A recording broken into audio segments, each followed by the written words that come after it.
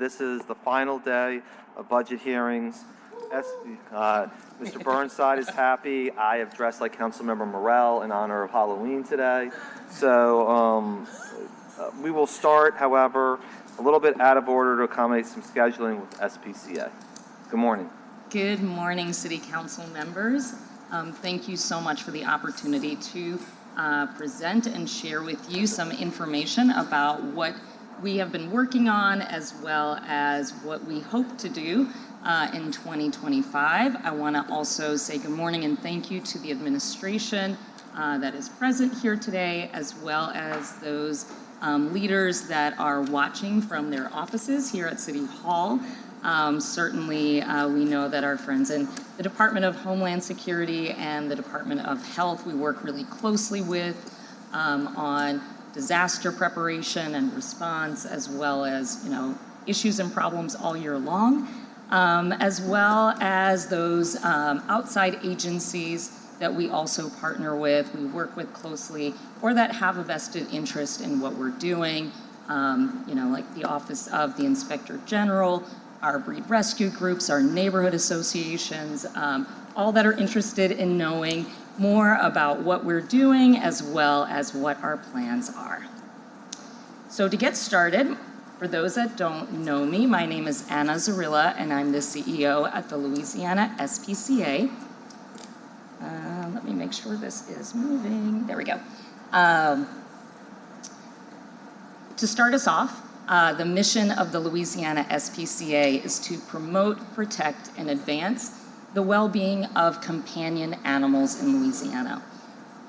We choose the word companion very intentionally, not only because it does define the kinds of animals that we work with, meaning it is not typically that we work with farm animals or wildlife, because those are typically not considered companion animals. But even more than that, it's because we see companion as in relation to the role that animals have in human lives and in our community. And so we have two entities, and I like to think about them as both preventing issues in the community and responding to them. So most people know us as the Louisiana SPCA. That is the legal entity that most people know. It is our brand, and we focus a lot on the human-animal bond, the welfare and well-being of animals, and we do it through more proactive approaches. So areas of our programs around community access to veterinary care, outreach, education, our feral cat TNR program, dog training, all of those things that help solidify that bond between pet parents and their animals, help resolve problems like, making sure that animals stay healthy. The second legal entity that we operate is New Orleans Humane Law and Rescue. This is a specific legal entity that only operates the city contract, so the cooperative endeavor agreement that we enter with the city to provide animal control services. We focus in that entity on public health and public safety. Oop, went the wrong way. The Louisiana SPCA, at the Louisiana SPCA, we make a difference in the lives of people and pets every day because we believe that everyone deserves a humane community. When we focus on the New Orleans Humane Law and Rescue entity, so that piece of our organization, as I said before, we focus on public health and public safety. So the public safety portion of our work really is focused on protecting and improving the safety and security of people. So it is doing our animal work to make sure that humans are safe. Our public health function is that we protect and improve the health of communities. So it really is focusing on disease and injury prevention. So when we talk about things like dog bites, dangerous dogs, those are really public health issues, as well as rabies licensing, rabies control. because rabies is a zoonotic disease, so it is an infectious disease that can be spread between animals and people, and our focus is maintaining a healthy community. So it's really important that our work ensures that humans are healthy and safe, and that we're able to focus on the well-being of animals. Excuse me. When people ask me what exactly does New Orleans Humane Law and Rescue do, or kind of what is our approach to our work, the first is that we solve problems to keep people with their pets. And I say that because that is always our first step. So sometimes that means that we are educating people. Sometimes that means that we are providing resources to solve a problem. Second is that we are enforcing Chapter 18 of the Municipal Code. So when we have made sure that community members have information, when we've ensured they have access to the resources they need, if they are choosing not to be compliant with our local laws, we are legally able to issue citations or impound animals. And then third is that we receive animals whose owners are no longer able to keep them. So sometimes, that happens in our building when people bring their animals in. Sometimes it's as a result of an impoundment. Sometimes it can be stray animals that, people are not able to keep if they find them. And sometimes it can be the result of court action where someone's been cited, the animal's been impounded, and the judge has determined that that person is no longer able to keep their pets.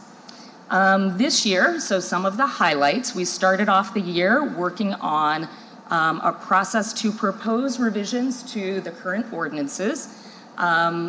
We worked on that pretty assertively the first half of this year, and we did have to take a temporary pause because of some other issues that came up. I was hoping to have those revisions submitted to council members by this point in the year, and I do apologize that we're a little behind on that.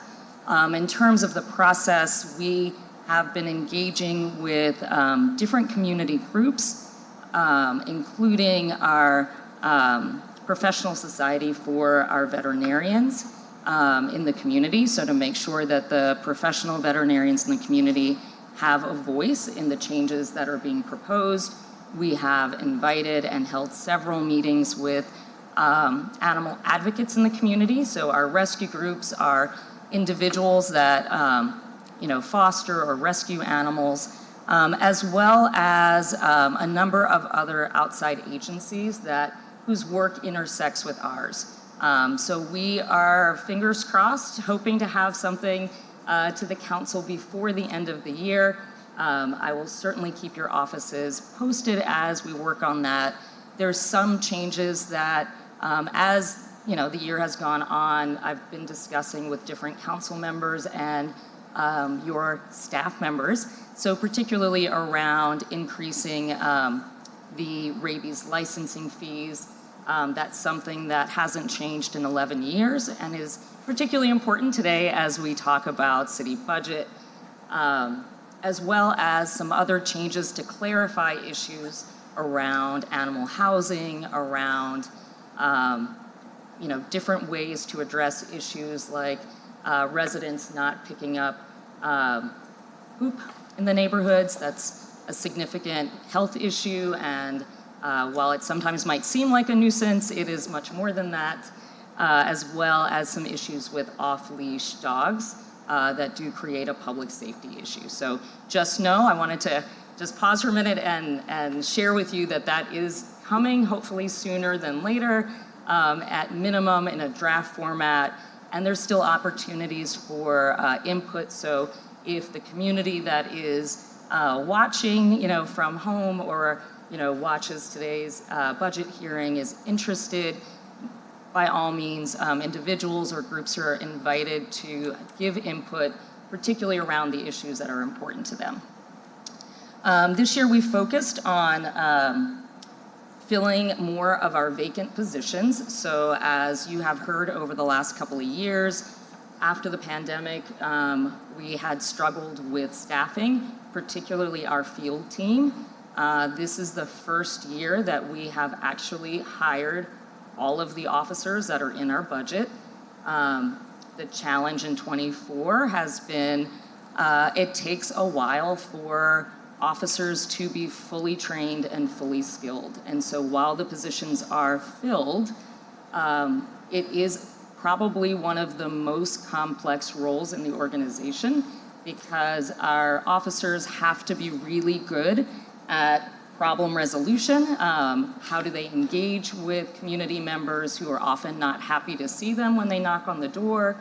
They have to be able to handle dangerous animals. So there's a lot of training that we do in terms of their knowing different techniques to be able to restrain an animal safely and make sure that they remain safe.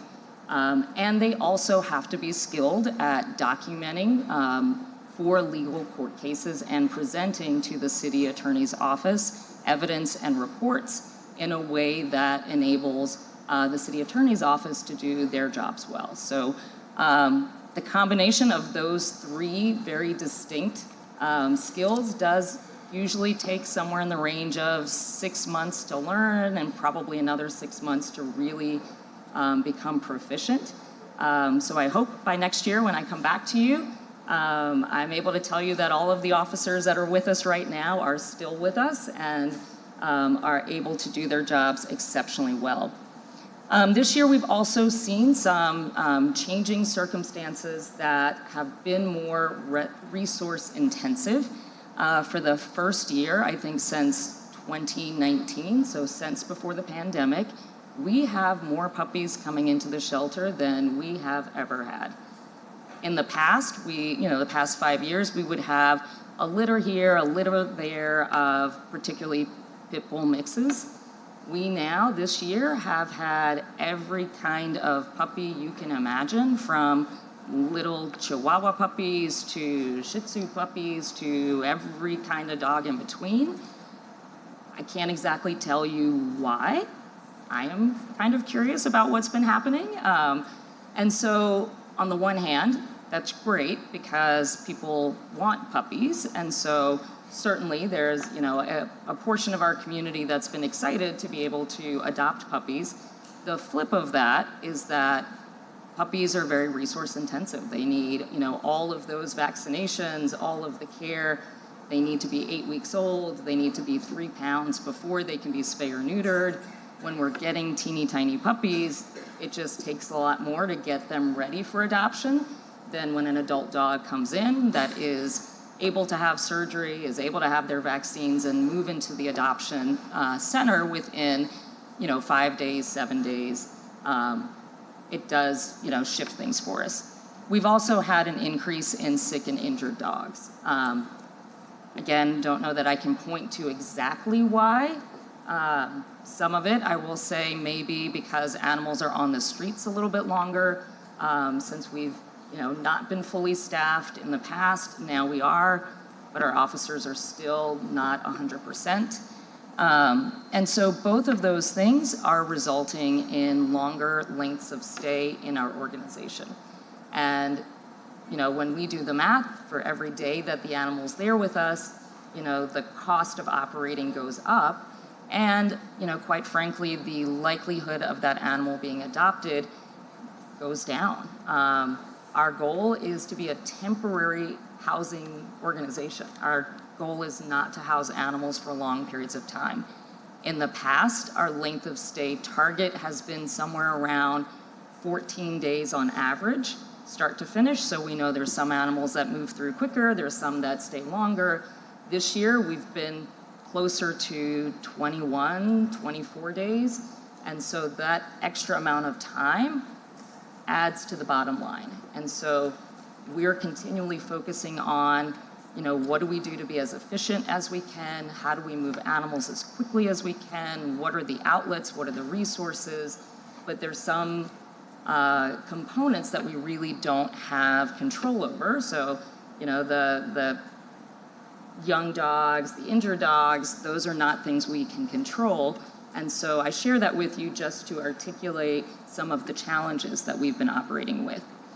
When we look at this year's budget, what was approved and what we are requesting for next year, what you'll see in our request is an increase.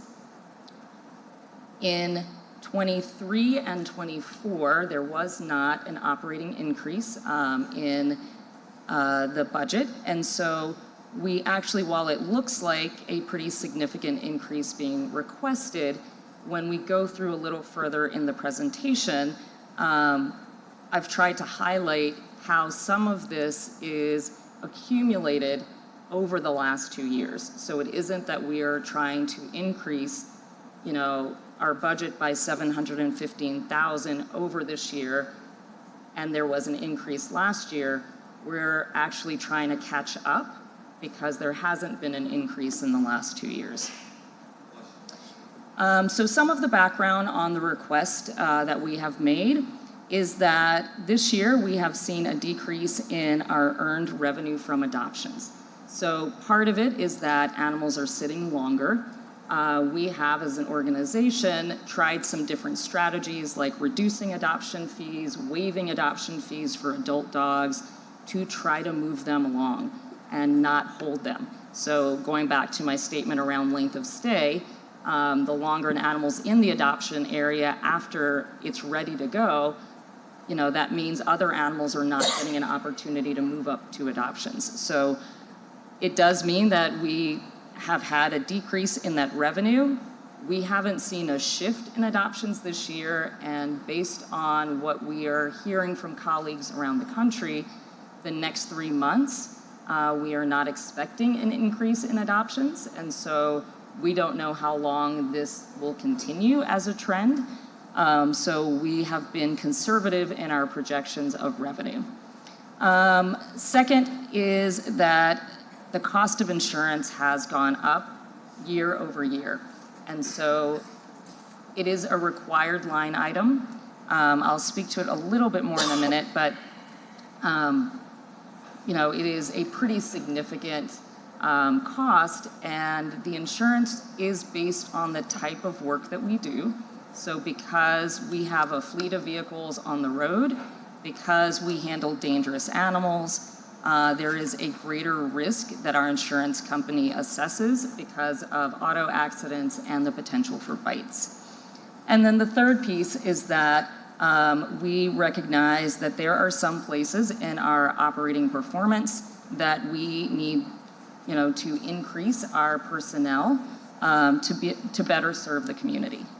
So starting off with a decrease in adoption revenue, this year, based on how we've been tracking, we are anticipating $30,000 less than was in last year's budget for adoption revenue. There are lots of news stories. Excuse me.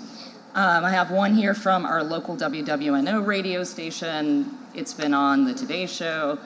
This isn't unique to us as an organization or New Orleans as a community. It is a trend that we're seeing, and we're going to keep pushing and trying to increase adoptions, and as we do that, increase the revenue that comes with it. However, we don't want to count on it because certainly this year we have not seen that. As I mentioned before, the cost of general insurance that is required has gone up significantly. The way that we account for that cost is by head count. So sometimes I've gotten questions about, do we ask the City of New Orleans to pay for the entire insurance bill? And the answer to that is no. We have an organization of over 100 full-time people, and the way that our accountants have advised us in how to allocate those expenses is by head count. So what you're seeing here is the number of full-time employees. We've gone from 34 to 41 in the current year, and then as you'll see in a slide a little bit further around what we're proposing, that cost has gone up, and it is both the cost of insurance and the number of employees combined. So the request that we've made for increase also addresses personnel. So, as you know, the cost of attracting and retaining talent is more significant than it was before the pandemic. As I talk about the officers in particular, the ramp-up time that it takes for an officer, 6 months to a year, is significant. And so it is important when we have really good officers on our team and officers that show great potential that we don't lose them because they're being offered $2 more, at a neighboring parish to do the same job. And so we have included in our proposal a cost of living increase as well as merit increases, so that for those positions that are highly skilled and we have high performers, we want to keep those people so that our team can be more effective in delivering the services that the community wants and needs. We have added in our proposal a couple of new positions, and again, it's based on what our understanding is of issues in the community and even just some of our operational issues. So field is a very important part of what we do. That's the team that goes out and picks up the strays and investigate calls. And you all as city council leaders do hear from your constituents when there's a situation that that members of your communities are frustrated with or are not seeing a quick enough response to. We recognize that we have not had a strong leader on that specific team managing the field team, and so we have added in a field officer manager position because we know that that is critical and that team's work is critical. And so we want to make sure that we've got the personnel that are focusing on that piece of the work. Because we have more sick and injured animals, we have increased our overall team to be able to address the medical needs. And then because we have a longer length of stay, we have added to our proposal a full-time position that would focus on enrichment. And so these are the kinds of activities that our team needs to do when animals are with us for long periods of time.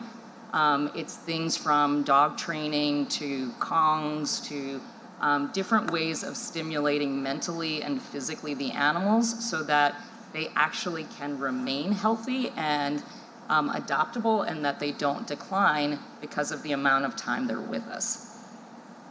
So our proposal this year, we've asked for an increase in the CEA.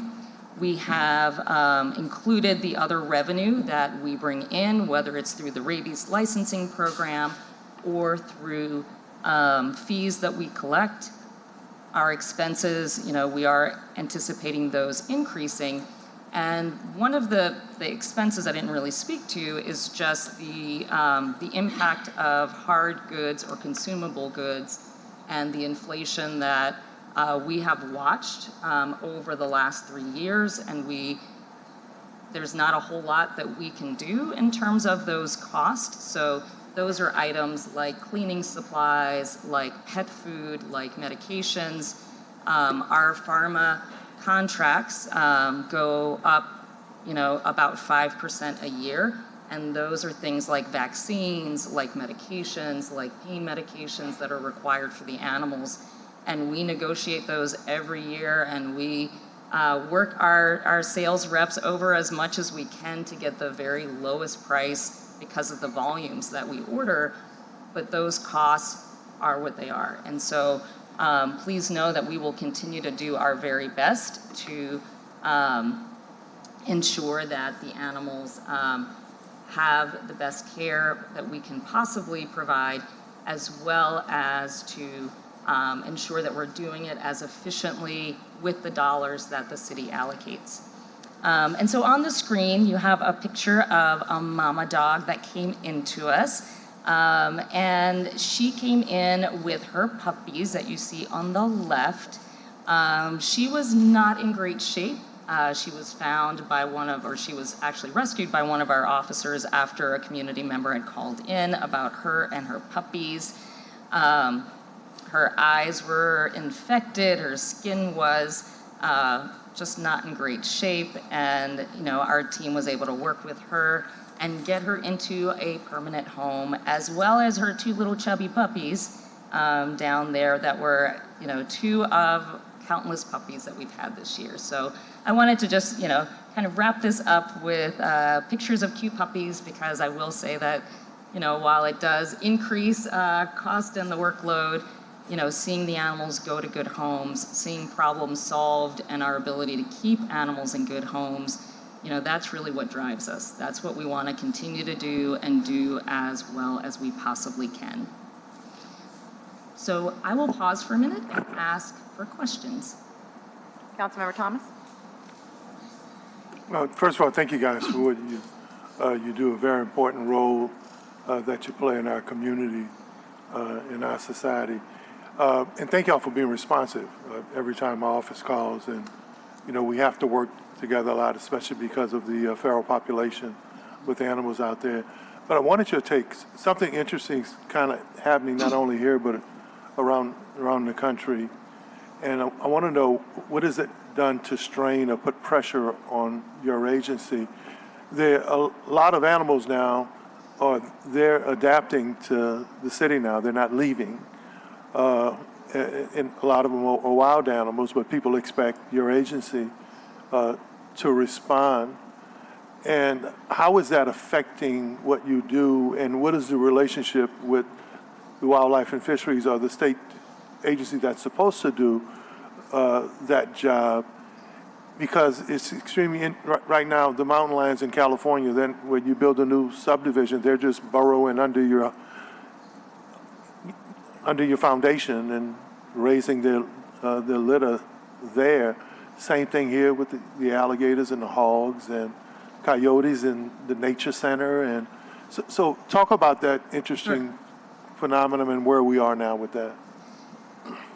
So you bring up a really important issue, and one that I don't think as a city we have a comprehensive plan for. Wildlife are here, as you said.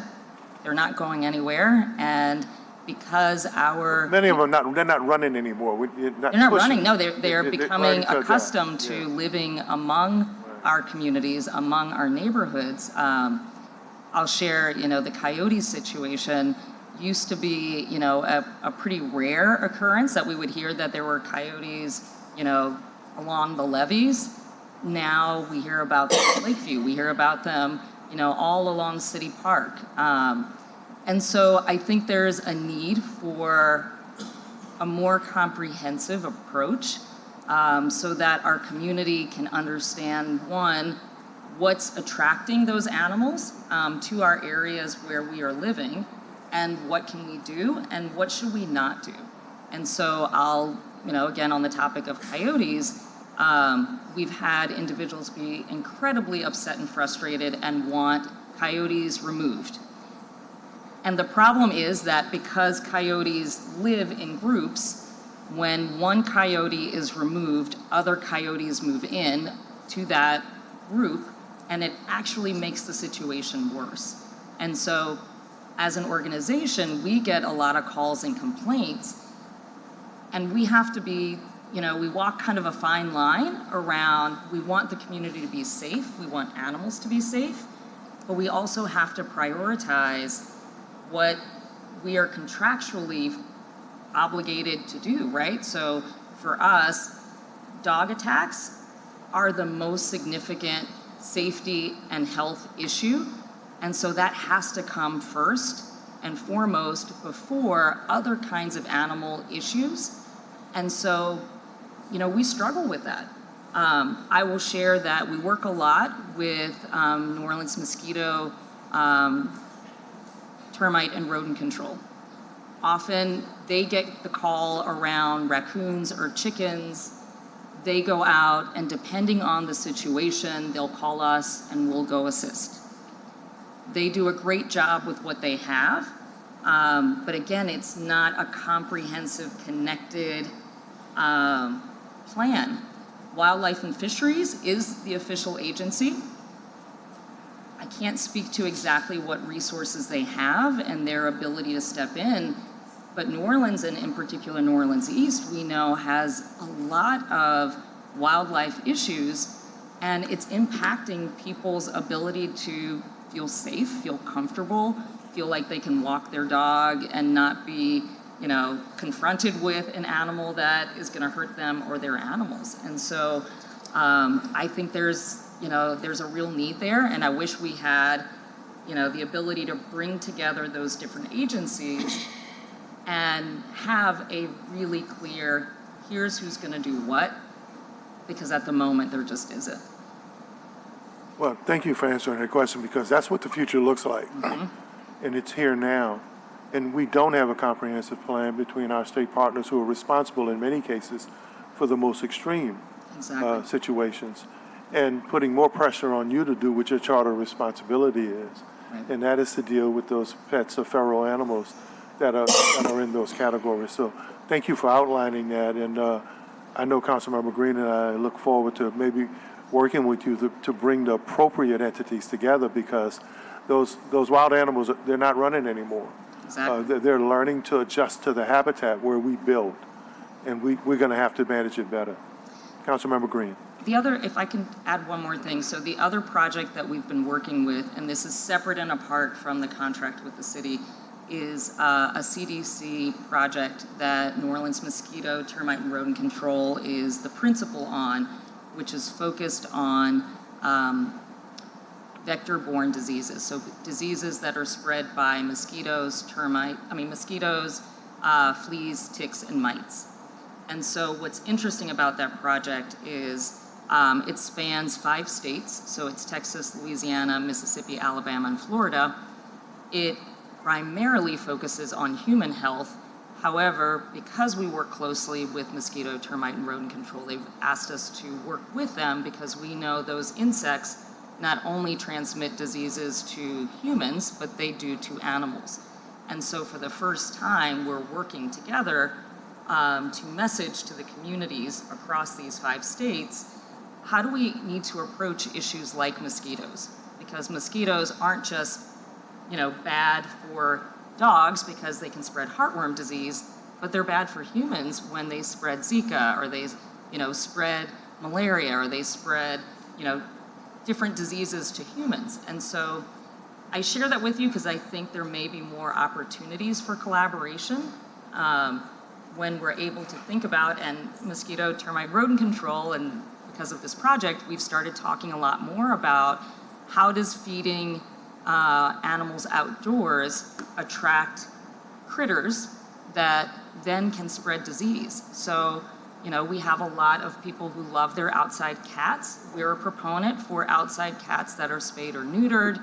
However, you can't leave the food out, because when you leave cat food out, you're going to get raccoons, you're going to get rats that come and eat that food, and those critters have fleas, they have ticks, and those fleas and ticks can be spreading disease not only to your pet, but to your grandmother, to your pregnant niece, to small children, that don't have the strong enough immune system to fight off those diseases. And so I would love to see, more opportunities for that kind of collaboration where we're talking about animal health and human health, and we're really, attacking the issues from both sides.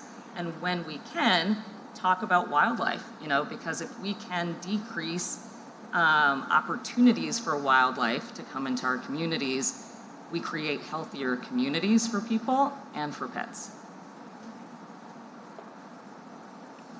Thank you for your presentation this morning.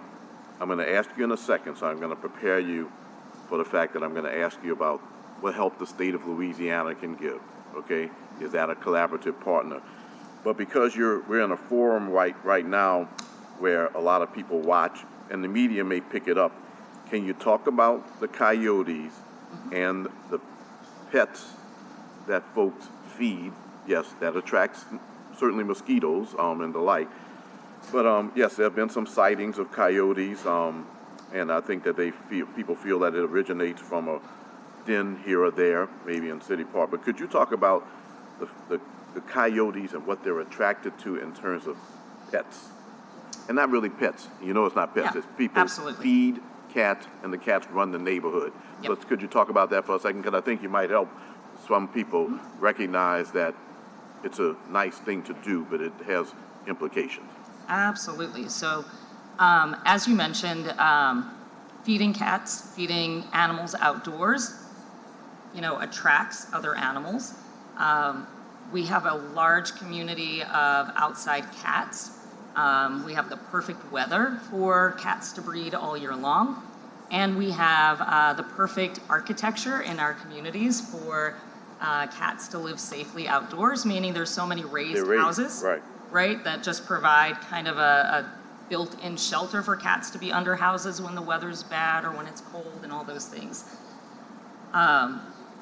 There's a challenge, right, a tension between how do we make sure that, cats are safe, outdoors when we are feeding the cats outdoors and we are not being responsible in how we manage it. Meaning, if you're gonna feed a cat outdoors, you have to be able to put the food down, you have to be able to remove the food or cover it in a secure kind of container, or you are attracting all the other critters, including coyotes, but coyotes eat small animals.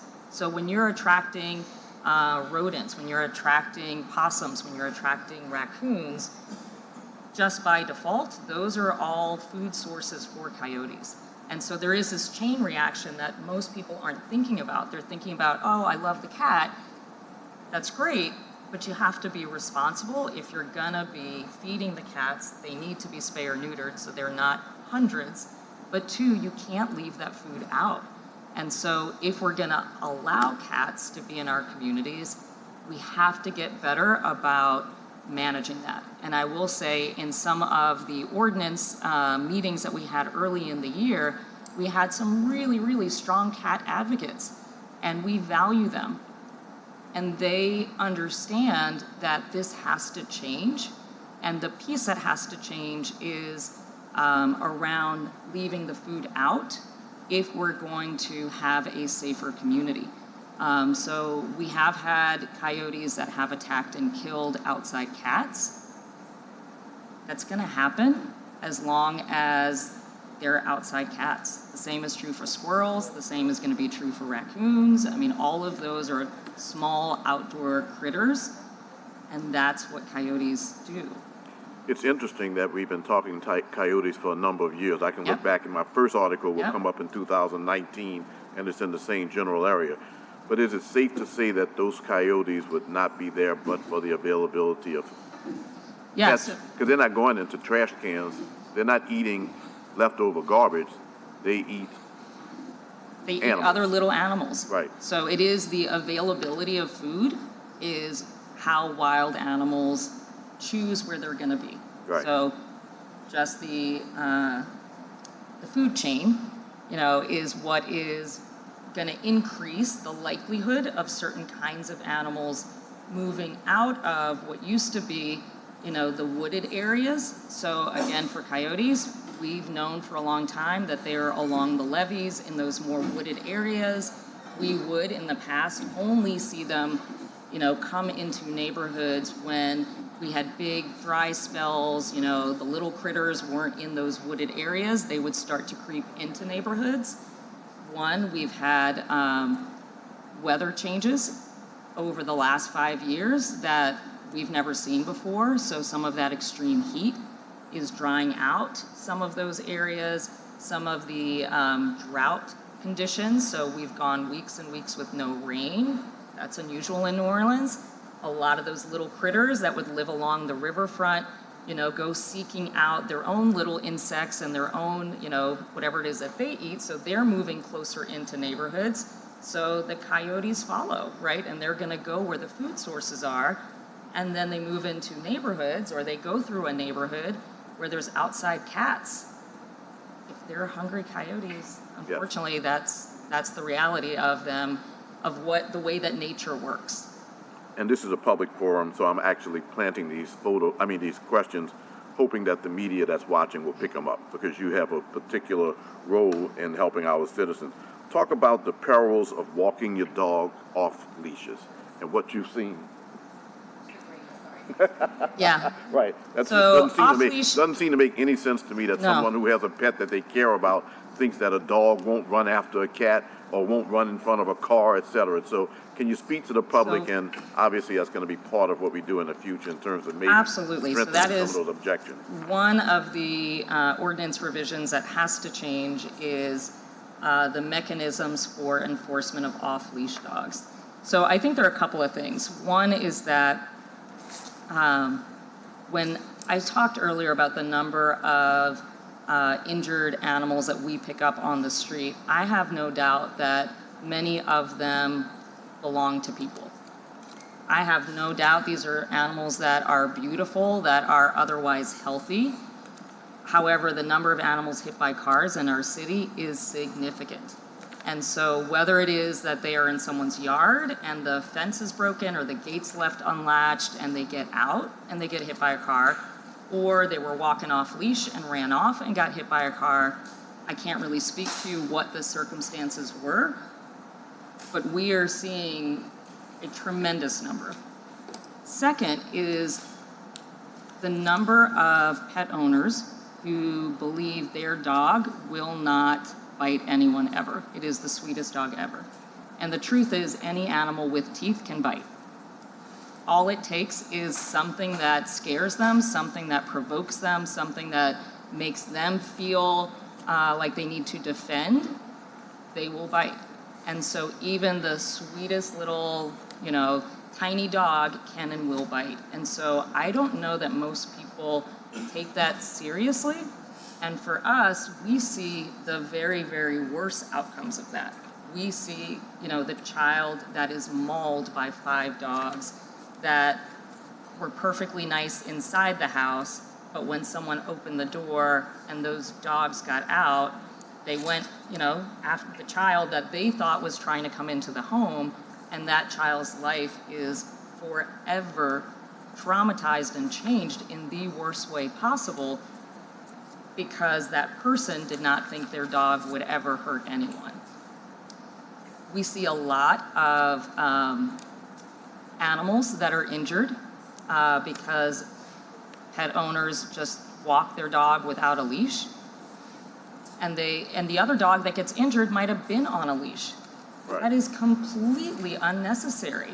And I think, often our community members think about their needs first and forget about we live in a community, and we've got to get back to caring about our neighbors and building relationships with our neighbors and recognizing that we need to take care of each other. And putting your dog on a leash, maybe you want your dog to have, a great exercise, well, take him to a dog park.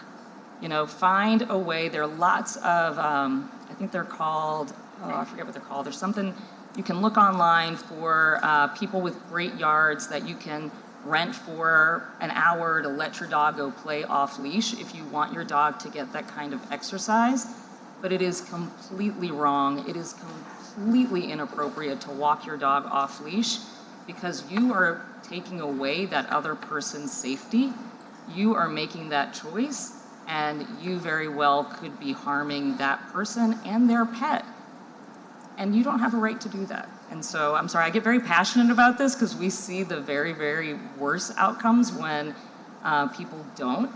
We had a situation not that long ago at one of the Nord parks, and the pet parent was asked multiple times to put their dog on the leash, and they didn't. And, a 12, 13-year-old kid was playing basketball, and the dog went after him because the kid was running around playing.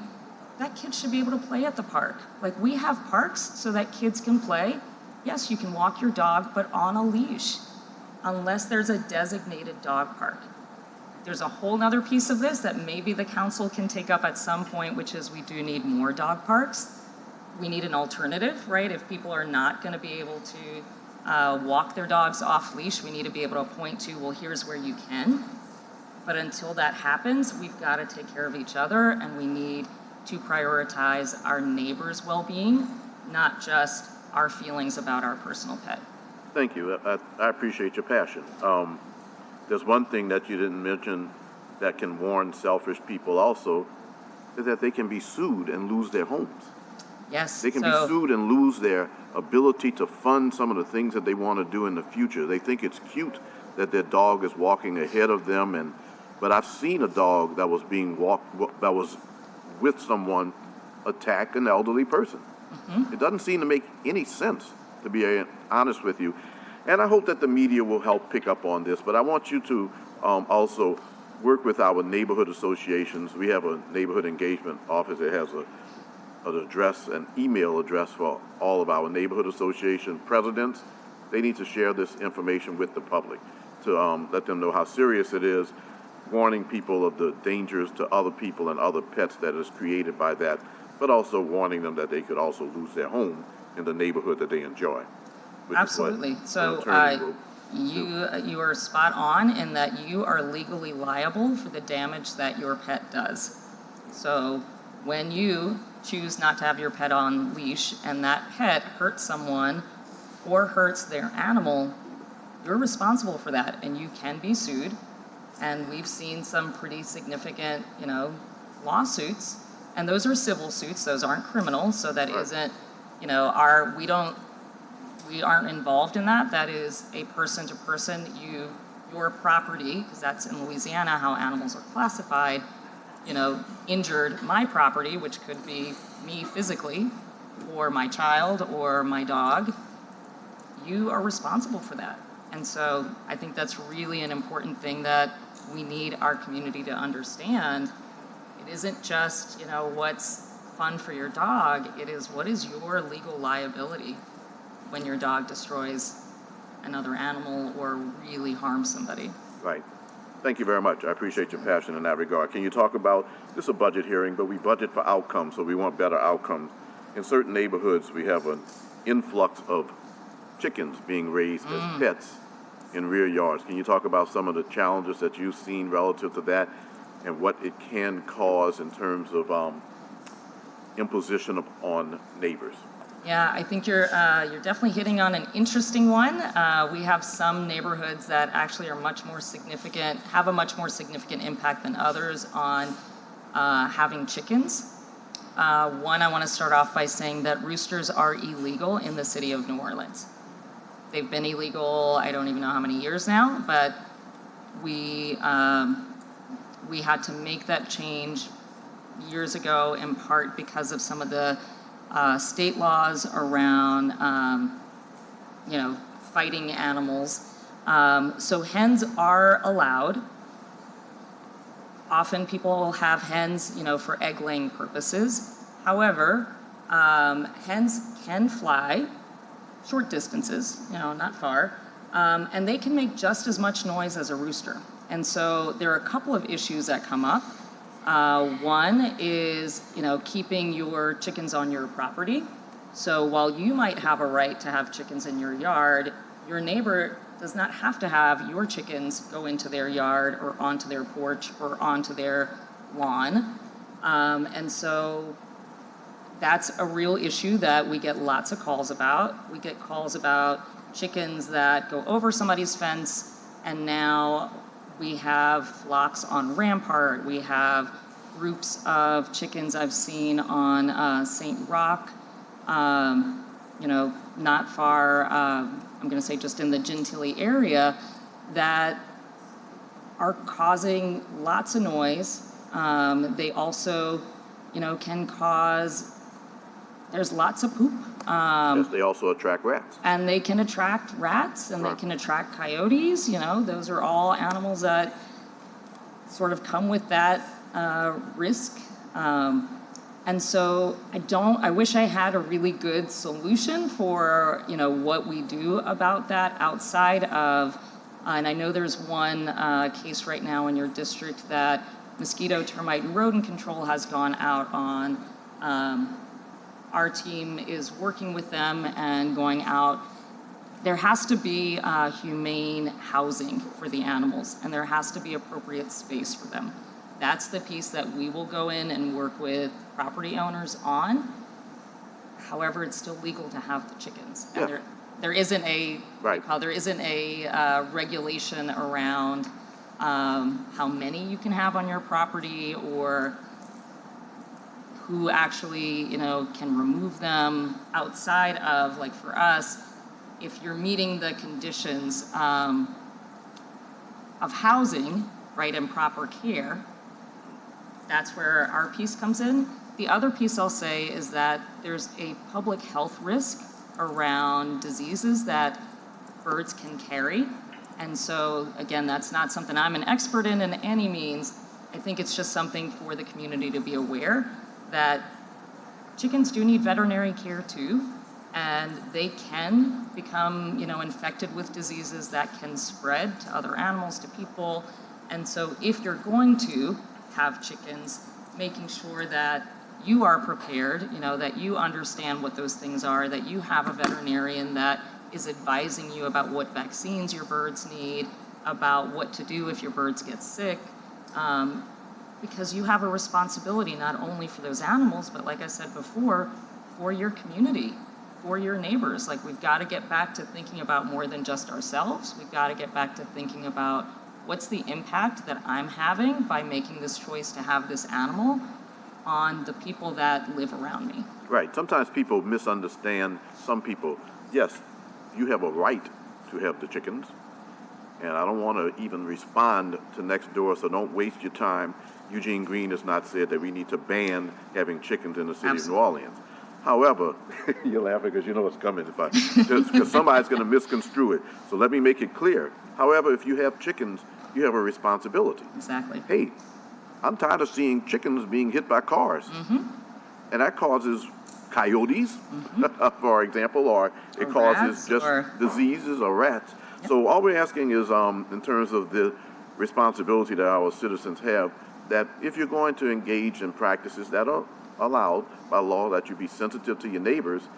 And I will add that that is why people build chicken coops, Exactly. so that they can't roam around at night and get eaten by the coyote or get pounced upon by the stray dog or the like. So just in general, I want to make it clear what I'm saying is you're in a position where you have a forum right now, and some of this may be picked up by somebody who can share it with tens of thousands of people. And I mean by that the media, the print media, the television media. Just be responsible, because there Absolutely. are people around you who are affected by, and even you are affected by sometimes losing your chickens. Exactly. That's all. And one last thing that I'll ask you is, can you comment on the greater role that the state of Louisiana may be able to play with us? Because these issues of mosquitoes, for example, it's a regional issue. In Slidell, we have big problems with mosquitoes based on what I've read, because they have sewerage in rear yards. They have a lot of water and the like. Maybe there is something that we can do on a regional level. For example, City Park, where some of the coyotes are, is it's a state-owned agency. Can you talk about our relationship with the state and what we can do to involve those agencies that are involved with helping to maintain our pet population and to help us to enjoy wildlife? What can we do? And what can the state do? I think that's a great question, and I might have to get back to you with more specifics, but I think you're right that the issues that we see, and I would say it's beyond just the wildlife, even the companion animal issues are not unique to New Orleans. It's, true among all of the parishes in the state, and there's not at the state level resources that are addressing these issues that I know of. One of the interesting things I've learned is that not every community has mosquito, termite, and rodent control the way we do here. There's a map actually that that's been put out recently showing which parishes do and which don't. And I think actually in Lafayette, there was an interesting study done around heartworm disease, and they had a much lower incidence of heartworm disease in dogs, and they have a very assertive, aggressive mosquito program there. And so I think there is a need to look at these things outside of just the local and start thinking about how do we collaborate with even our neighboring parishes. So mosquitoes from Jefferson Parish don't know the difference about what parish line they're in, right? Or, to your point, St. Tammany, so Slidell is just a hop over to New Orleans East.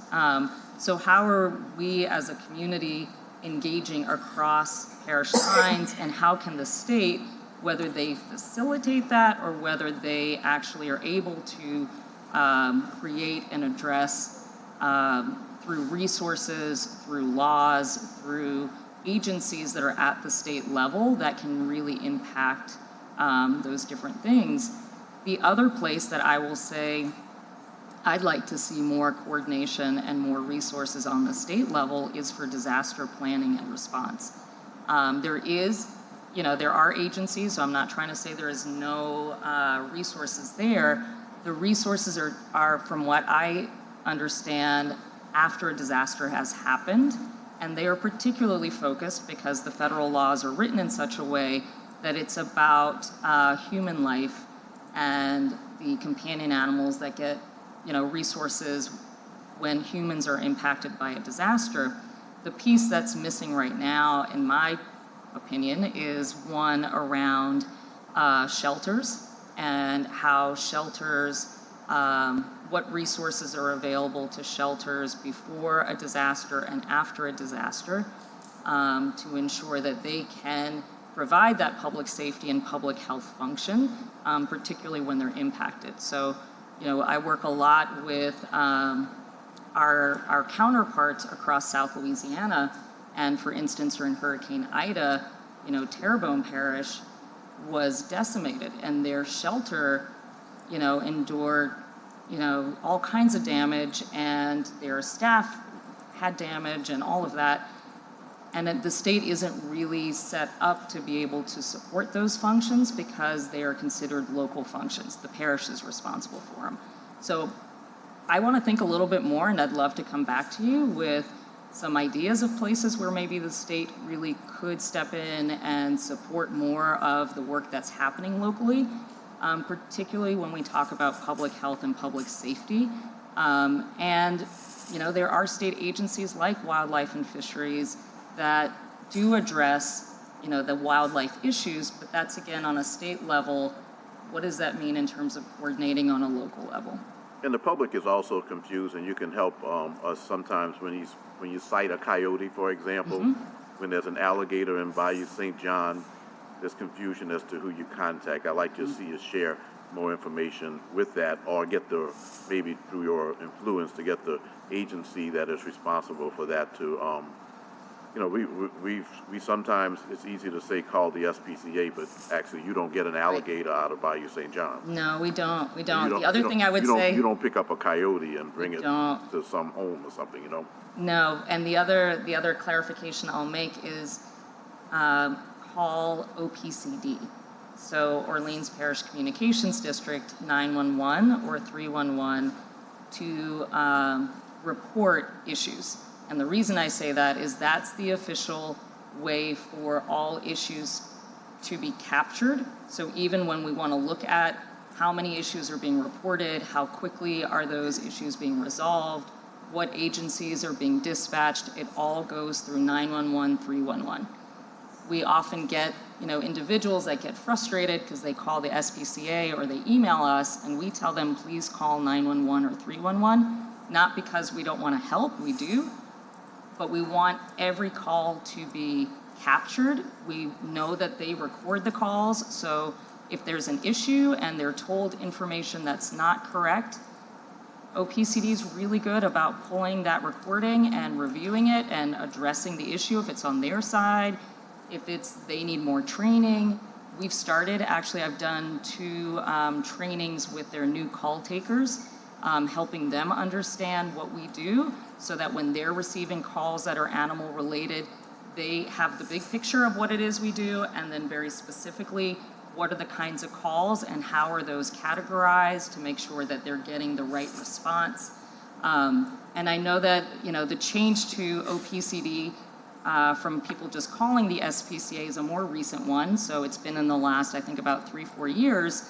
And it takes a while for the community to get used to a very different way of reporting issues.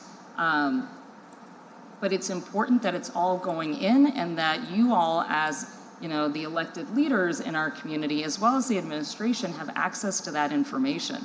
So if you want to know, how many calls are coming in from your district, you are able to request that from OPCD. You're able to find out, how many calls did the SPCA respond to, how quickly did they respond, all of those things.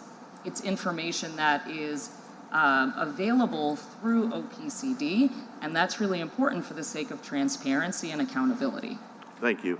Mr. Chair, I appreciate it. It took a little bit of time, but I've been noticing that the media has been picking up on some of the comments at budget hearings, and I think this is something that the public needed to know. And again, we budget for outcomes. We want to solve these problems. So thank you. Thank you for your presentation. Thank you. Thank you very much.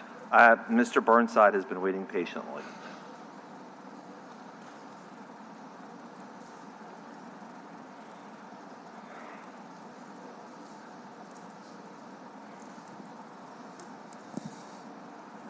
Mr. Burnside has been feeling guilt because there was a young man who came in here and I didn't treat him correctly.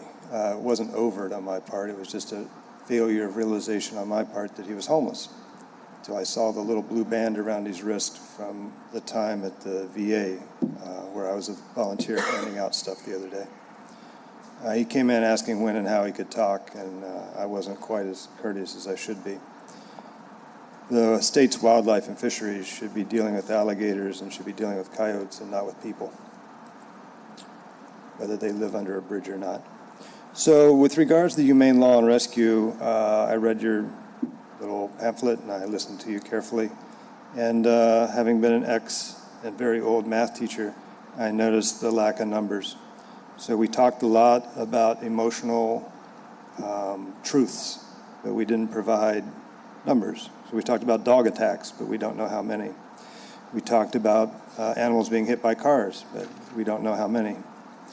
We talked about salaries and how a person could get paid $2 more an hour somewhere else, but we didn't talk about what the salaries are here. We talked about 311 and 911 calls, but there's not a graph in your handout saying how many you got last year and how many you responded to. I live in a world where numbers apparently are less and less valuable. I was talking to an ex-FBI agent the other day, and he was telling me that the FBI Academy is being sued by current students because they want to remove the physical requirements, and interestingly, they want to remove the math requirements. So I live in a world where math's no longer important, and it bugs me a great deal because we still use money in the form of numbers, and money may be the only place where math still matters. So thank you very much. Thank you, Mr. Burnside. Thank you, Anna, for being here. All right, that's it. Any other questions? Thank you so much to council, to the administration that we've been working with, and know that if you have additional questions, you know how to reach me. Please do reach out. And I will be connecting with you hopefully in the next few weeks about some of those ordinance revisions that hopefully, fingers crossed, we will be closer to sharing with you. So thank you again. Thank you. All right, next up, TCA.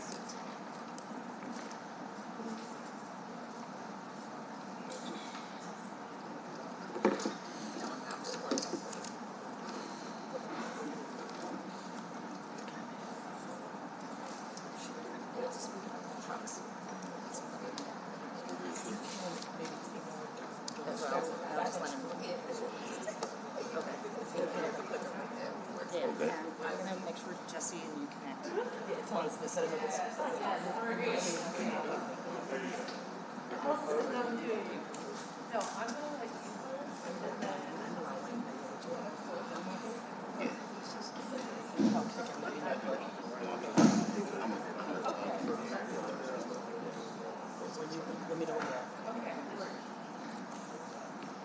All right, good morning. Great morning. Right here. Great morning. Good morning. All right. Thank you. Before I begin the presentation on our Total Community Actions Food Pantry, I wanted to just bring greetings on behalf of our President and CEO, Ms. Delma Harris-French, who's actually in the office doing some much-needed budgeting work, but wanted to just bring greetings and also recognize those current board members, past board members for Total Community Action. Helping people, changing lives, and improving communities is the slogan in which our national office goes by, and TCA is the officially designated anti-poverty agency for the city of New Orleans, and we're a 60-year-old organization with strong ties in the New Orleans community since 1964. Our mission is to reduce poverty in our community through collaboration with other agencies by providing human services experiences and opportunities that assist individuals with low incomes to achieve economic security.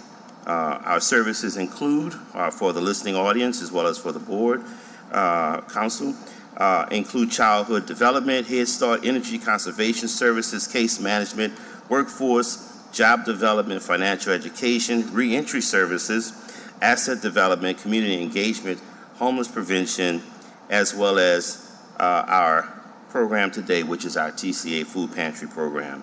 On last year, we appreciate the award from the council of $100,000. This year, we'll be asking for an increase, but our pantry services are designated to reduce hunger by providing food and nutritional food items to low-income and economically challenged individuals and families in our specific targeted neighborhoods. And those neighborhoods include the Lower and Upper Ninth Ward, a desired area, St. Bernard, 7th Ward, our St. Roch neighborhoods, New Orleans East, Little Woods, and our Vietnamese area communities, Algiers and Lower Coast Algiers and McClendonville neighborhoods, Holly Grove, Gertown, and Zion City are some of the neighborhoods. And we partner with great partners such as Second Harvest, the USDA Food Commodities Program, and a host of churches and other organizations within those communities. But in addition to these supplemental foods, nutrition, and education, we also provide healthy food demonstrations. And so oftentimes we're able to provide demonstrations on what we're giving to those individuals by having not only Second Harvest, but other food vendors to come out and do demonstrations at our food pantries. And so that's always a winning plus for folks to know how to prepare some of the items that they receive. As you all know, according to U.S. state regulations, Louisiana, state of Louisiana, has the highest number of food insecurities for seniors here in our community. And this attributes to, again, Louisiana ranking second in the nation in child poverty. And so I'm sure as the council persons have worked to secure additional funding across the board to help with those food insecurities through Feed the Children programs, we have all been at the forefront of trying to make sure that we can reduce this issue. One of the things I do want to talk about is just the increasing and skyrocketing in the groceries that we are all faced, the increasing prices in our supermarkets. And most seniors face that, and you'll hear more about that, I'm sure, from council staff who will be coming before you, or Mr. Howard Rogers from the programs he'll be talking about, as it relates to the increase in food prices and seniors having to make decisions on whether or not to produce or purchase their medications or other things that they need versus living healthy in their homes. And so for us, we are grateful that these civic municipal dollars have helped us to leverage the food that we are able to go out and purchase to the tune of about $18 to $21. We're able to go in and purchase additional food items, which carries the individuals for at least another 2 weeks within their time frame to be able to come back possibly to us and receive additional food. And so, again, I'm going to go to our PowerPoint presentation just to kind of give you an idea of some of the things that we're doing. Some of our accomplishments that we were able to do was to leverage the individuals that we served. We served over 19,459 individuals, and that's about 13,000 households. We've maintained 6 mobile food sites that we go out into the various communities and provide these targeted food pantries, mobile food pantries. We've also been able to assist and register 750 individuals. This is significant because USDA wants us to register individuals to be accountable, and so we've done that over the lifespan of this year. In addition to that, we were able to do about 250 Thanksgiving baskets. And, you know, everybody is getting to that time. Everybody wants a Thanksgiving and Christmas basket. So we were able to do that. but we've also been able to show some demographics in who we serve. 92% Black, 3% Asian, 2.6% white, and 2% other. So those are some of the significant things, as well as maintain excellent relationships with Second Harvest. And if you know Second Harvest, you know they're doing great work. We've also been able to establish a few new partnerships through the efforts of the Feeding the Children. We were able to identify a whole host of nonprofits and church and faith-based organizations that were also feeding within certain communities. And so we've been able to galvanize that. And so we're able to really partner with those individuals to assist individuals in addition to what we are able to provide. This is just a snapshot of some of our third quarter numbers. You see our households, the people that we've served, the number of families through our third, and we also have a snapshot on our fourth quarter, the next slide, and it kind of gives you some information on the individuals that we've been able to provide service to. We wanted to say that these funds come to us and we don't have any staff costs associated with it. So they go directly into the food pantry program. We leverage our program. It is on our org chart under our Total Access Center. It's at the bottom under the food pantry program. And so we are working to make sure that we can utilize staff, volunteers, you can flip the next one, volunteers, and everyone else that we get. So we get faith-based groups, we get social aid and pleasure organizations, we get other nonprofits, fraternities, sororities, church groups to come out and help us on that food line. I see you shaking your head, so you come out on that food line as well. Thank you. So our departmental goals this year is we want to increase everything by at least 20%. That means we're going to increase the number that we served over last year. We want to be able to serve, in addition to an additional 75 more seniors in our senior program. We're going to dedicate a specific senior population and program with assigning a staff person to work specifically with them, because as you know, we want to make sure that we're not just providing nutrition and food, but we also want to do the wraparound support services to them as well. In addition to that, we are also going to work to make sure that we can continue to increase the numbers that we're serving in our communities. Next slide. And so here you see that we're requesting an additional $50,000 to bring our total budget up to $150,000 for this year's request. And again, 100% of these funds go directly into the food program. Well, that's perfect. You don't see a lot up here because everybody knows what a great job you all do Yes. with so many different programs, and we appreciate all the work that TCA does in the community. Appreciate it. Thank you so much. Thank Good you. seeing you, Glennis. All right. Next up, New Orleans Council on Aging. Wonderful. Thank you. And then on deck, Arts Council.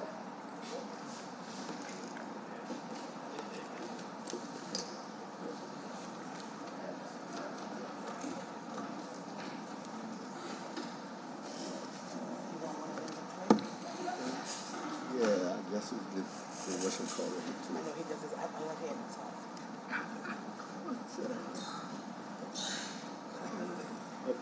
Martin told Martin's gonna sit down.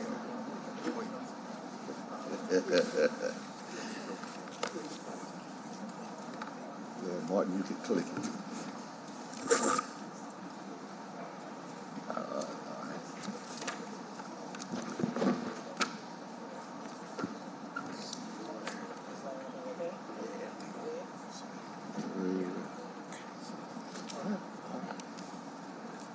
Good morning, City Council members. We have up on chart the Senior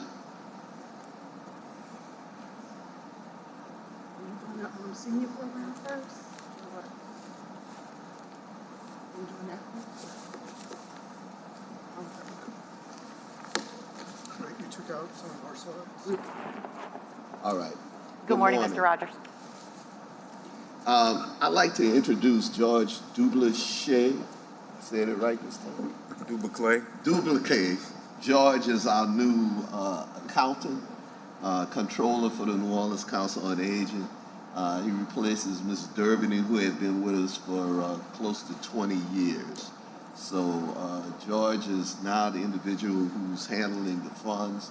I also have with me Martin Huber, who was our Director of Community Services.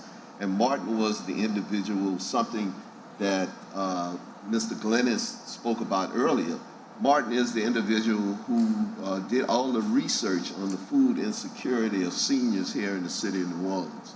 And as previously stated, we have, and I'll let Martin explain a little bit more in our presentation, but we have a serious problem with food insecurity among the 60-plus population here in the city of New Orleans. And with that, I'm going to turn it over to Martin so that we could go through our budget presentation. Good morning.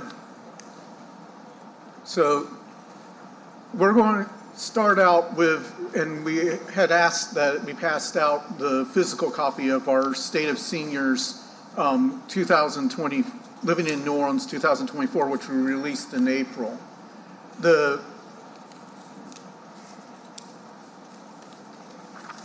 were supposed to be 3 to 4 or 5 slides there, but they're not, so I'll just have to go through this. So the big thing with the State of Seniors Living in New Orleans is that metro-wide, we have, meaning that including Jefferson, St. Bernard, the North Shore, with the population of seniors, we have the largest population in the nation of seniors who are either food insecure or have very low food security. What that means is, what food insecure means that they cannot get healthy food. They can't travel to where there's healthy food, they can't have healthy food delivered, or they can't have, or there's not a way for a family member to get them healthy food that they can use.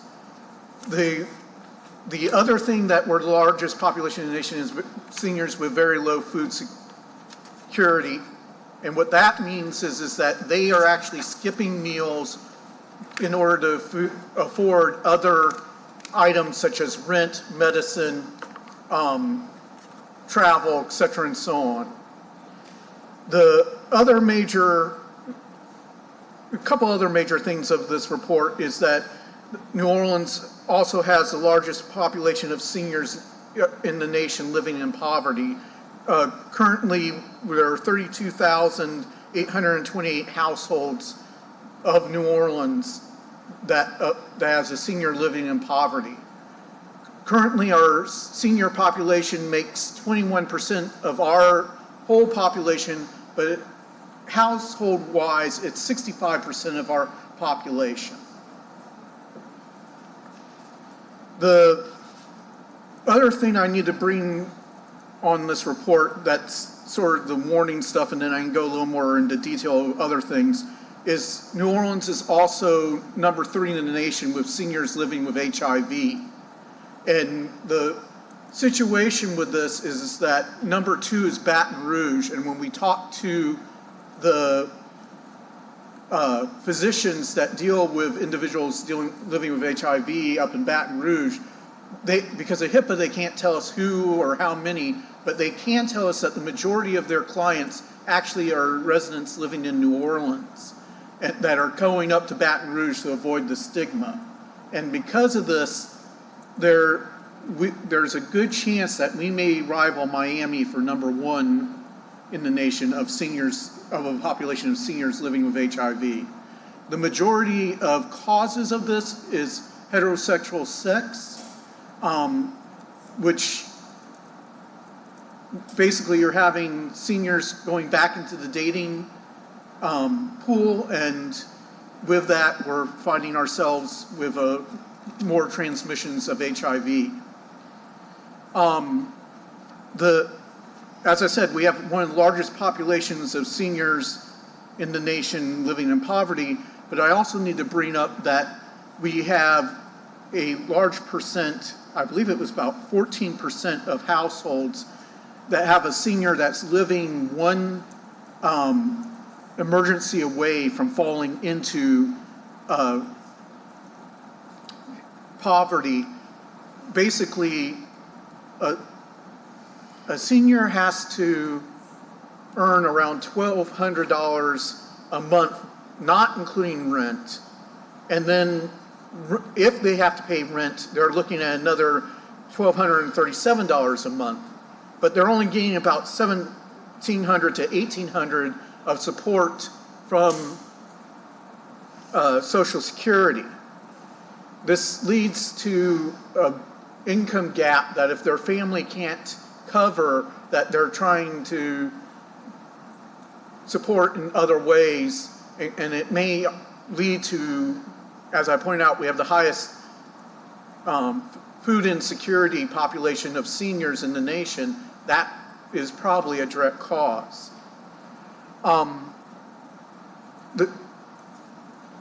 A senior currently has to have an annual income of $33,024 a year, and a senior couple living together, in order to cover basic needs, has to have an annual income of $52,032 a year. The majority of our clients are ones that are relying on charity and on government assistance. They were either couldn't get employment in their youth or in our career where a pension or retirement benefits were included, or if what we found with that group that we're talking about that's one emergency away, 32% of them have used up all their retirement savings in order to pay for their house off or pay for other things once they retired. Just they used up all their retirement savings, and so they're reliant now on charity, government, and their family as well. The problem with this increases as we look forward into the future. 2030, there's a chance that we will, in the nation, 30% of the population will become age 60 or older. In New Orleans, currently, we actually have a decline of population of 6% annually, where the parishes around us are having an increase of population at 24%. Eventually, that's going to come our way. Why we have to prepare for 2030 with that 30% number is because if we do reach 30% seniors, a lot of these problems I'm talking about are going to greatly increase. But it's not just that it's going to greatly increase, it's that we're going to need additional services, additional transportation, additional affordable housing, additional ways of getting healthy food to them. The best way I can explain this is talking about the age dependency ratio, which currently is 55.1. Now, what that means is for every 100 working age adults that are working, 55.1 people are dependent on them for resources of one hand or another. Currently, that's 30 of them that are children and 25.1 that are older adults. If in 2030 we go to 30% and the children part of the ratio doesn't increase, which it probably will, the adult increases to 33 dependents per 100 working adults, which means we're at 65.6, a ratio of 65.6. That means a lot less resources to these people that are very dependent on having the working class pay, or not the working class, those adults that are working contribute to helping them out.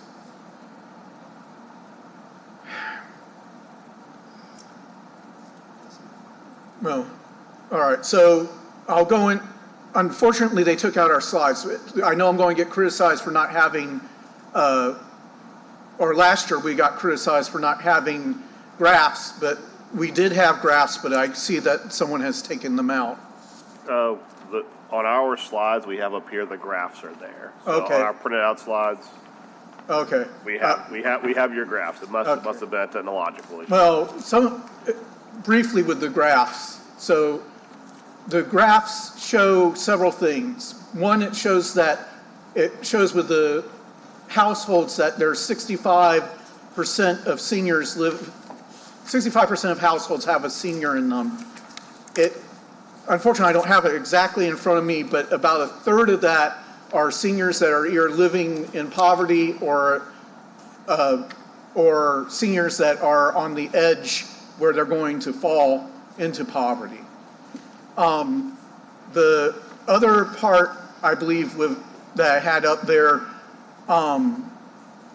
was showing the hunger issue, where you have about I believe it's 21 to 22% of seniors totally in Orleans Parish that had hunger issues of some sort, being either food insecurity or very low food. Thank you, Mr. Rogers. I apologize. So now that I have them in front of me, I can explain. So on the first graph, which is hunger among seniors, the light blue is the one that's the majority, which has no hunger issues at all. But then you see the dark blue, and I'm going to say the lighter blue, but not the real light blue. And that makes up about 21% of our seniors, and those are seniors dealing with hunger, whether it be food insecurity, meaning they don't have access, or very low food security, meaning that it's an economic situation where they're skipping meals or cutting back on meals in order to afford things. On the graph that's listed as households in Orleans Parish with and without seniors, you can see that there's three areas. The light orange is households without a senior, which is about 35% of the population. Then we have another about 33% that is a senior living alone by him or herself in his household. And then the light blue is the rest of the senior population, where they're living with a family member or living with another, with their loved one or married partner, or with children, grandchildren, etc., and so on. And then the final graph is the households with seniors living in poverty or at risk of falling into poverty. And so the black is the households without a senior. The orange is the senior households not at risk, which is 27%. The one marked senior household in Alice Zone, those are the seniors that are one emergency away from landing into poverty, and that's 14% of the population, New Orleans population. And then the households of seniors living in poverty is 24%. So 24% of our households has a senior living in poverty in one way or another.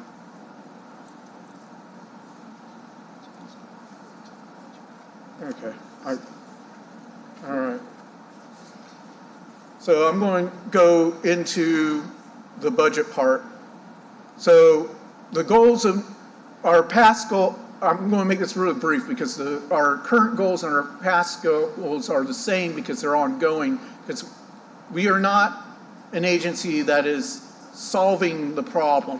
What we're doing is being a solution to a problem that is not going to go away. So the first goal, New Orleans Council on Aging exists to protect the rights, promote the well-being, and enhance the self-esteem of New Orleans elderly by generating opportunities for self-reliance and independence. The second goal is to have quality and supportive services accessible to older adults in New Orleans Parish so that they're able to age in place and with dignity at home in their communities. The programs that we deliver are homemakers, information and assistance, assessments, outreach, National Family Caregiver Support Program, nutrition, retired and senior volunteer program, senior centers, senior companion program, senior RX, and aging and disability resource center. We are responsible for ensuring that a comprehensive and coordinated assortment of social, recreational, educational, and nutritional services are provided to persons aged 60 and over in the city of New Orleans. And then the final goal, the New Orleans Council on Aging Senior Centers will provide intake and eligibility to senior citizens in New Orleans Parish. The goals are to create a social environment and a social support system to reduce isolation and depression, to prevent premature institutionalization, provide wellness activities designed to support and improve older Americans' mental health and or physical being, i.e. exercise, physical fitness, health screenings, to provide transportation to and from the senior center and to other areas, to provide recreational provisions of individual and group activities that promote social interaction and well-being among older adults. Information assistance consists of providing an individual with current information and opportunities available to the individuals with their communities, including information relating to assistive technology. Assess problems and capacities, and then link individuals to the opportunities and services available, and to the maximum extent possible ensure that individuals receive the services and are aware of available opportunities and establishing adequate follow-up procedures.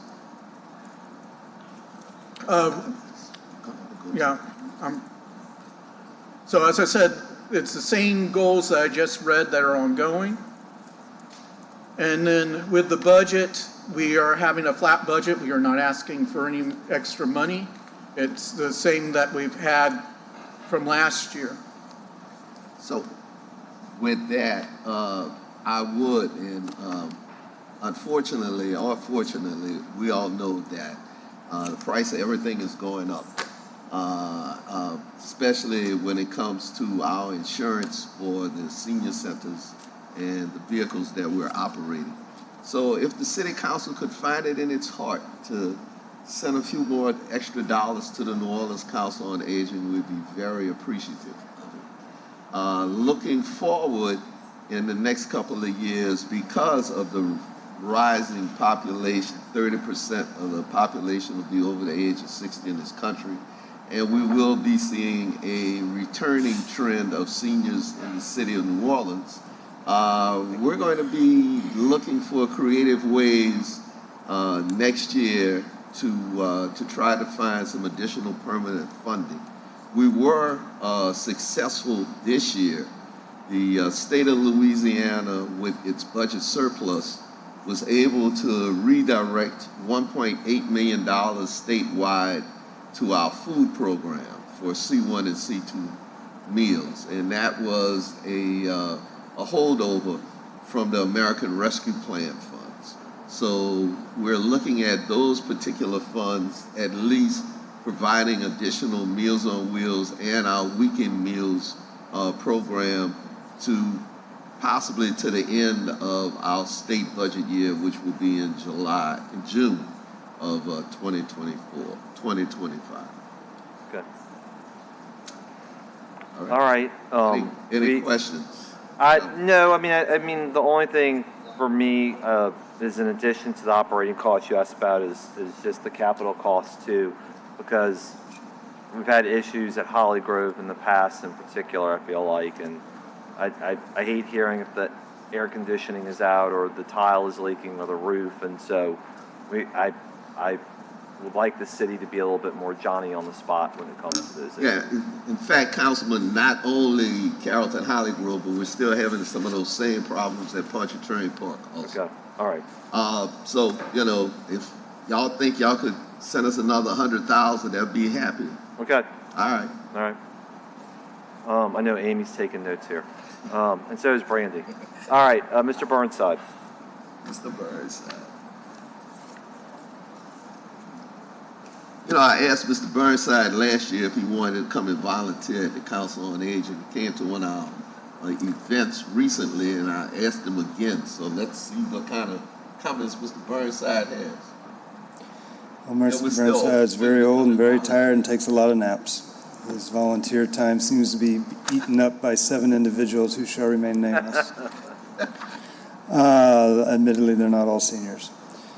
So Mr. Burnside really doesn't trust his brain anymore. He messed up the Sudoku again this morning. He's got problems with 6s and 9s. So everything that I say is subject to verification. Like Alderman Reagan said, trust but verify. So according to my math, your average FTE cost is $35K, which is amazingly low, and your salary costs are $31K, which is even more amazingly low because they're averages. And assuming a 2,000-hour work year, you know, you got 40 hours a week and 50 weeks a year. You're paying people just one tiny little penny above $15 an hour. So that's on average, which means some people are making more, of course, but for every person who makes more, somebody's making less. So since there's a city living wage ordinance, it's sort of a relevant question whether A, you're subject to it, and B, whether you're paying it. When the city of New Orleans went to the $15 an hour, all of our employees were raised up to that since we do have a contract. So we're in compliance with the city of New Orleans. Great. With its raise scale. Thank you very much, Mr. Rogers. Appreciate you and your team being here. Thank you. All right, next up, Arts Council, and following them, Tourism and Culture Fund.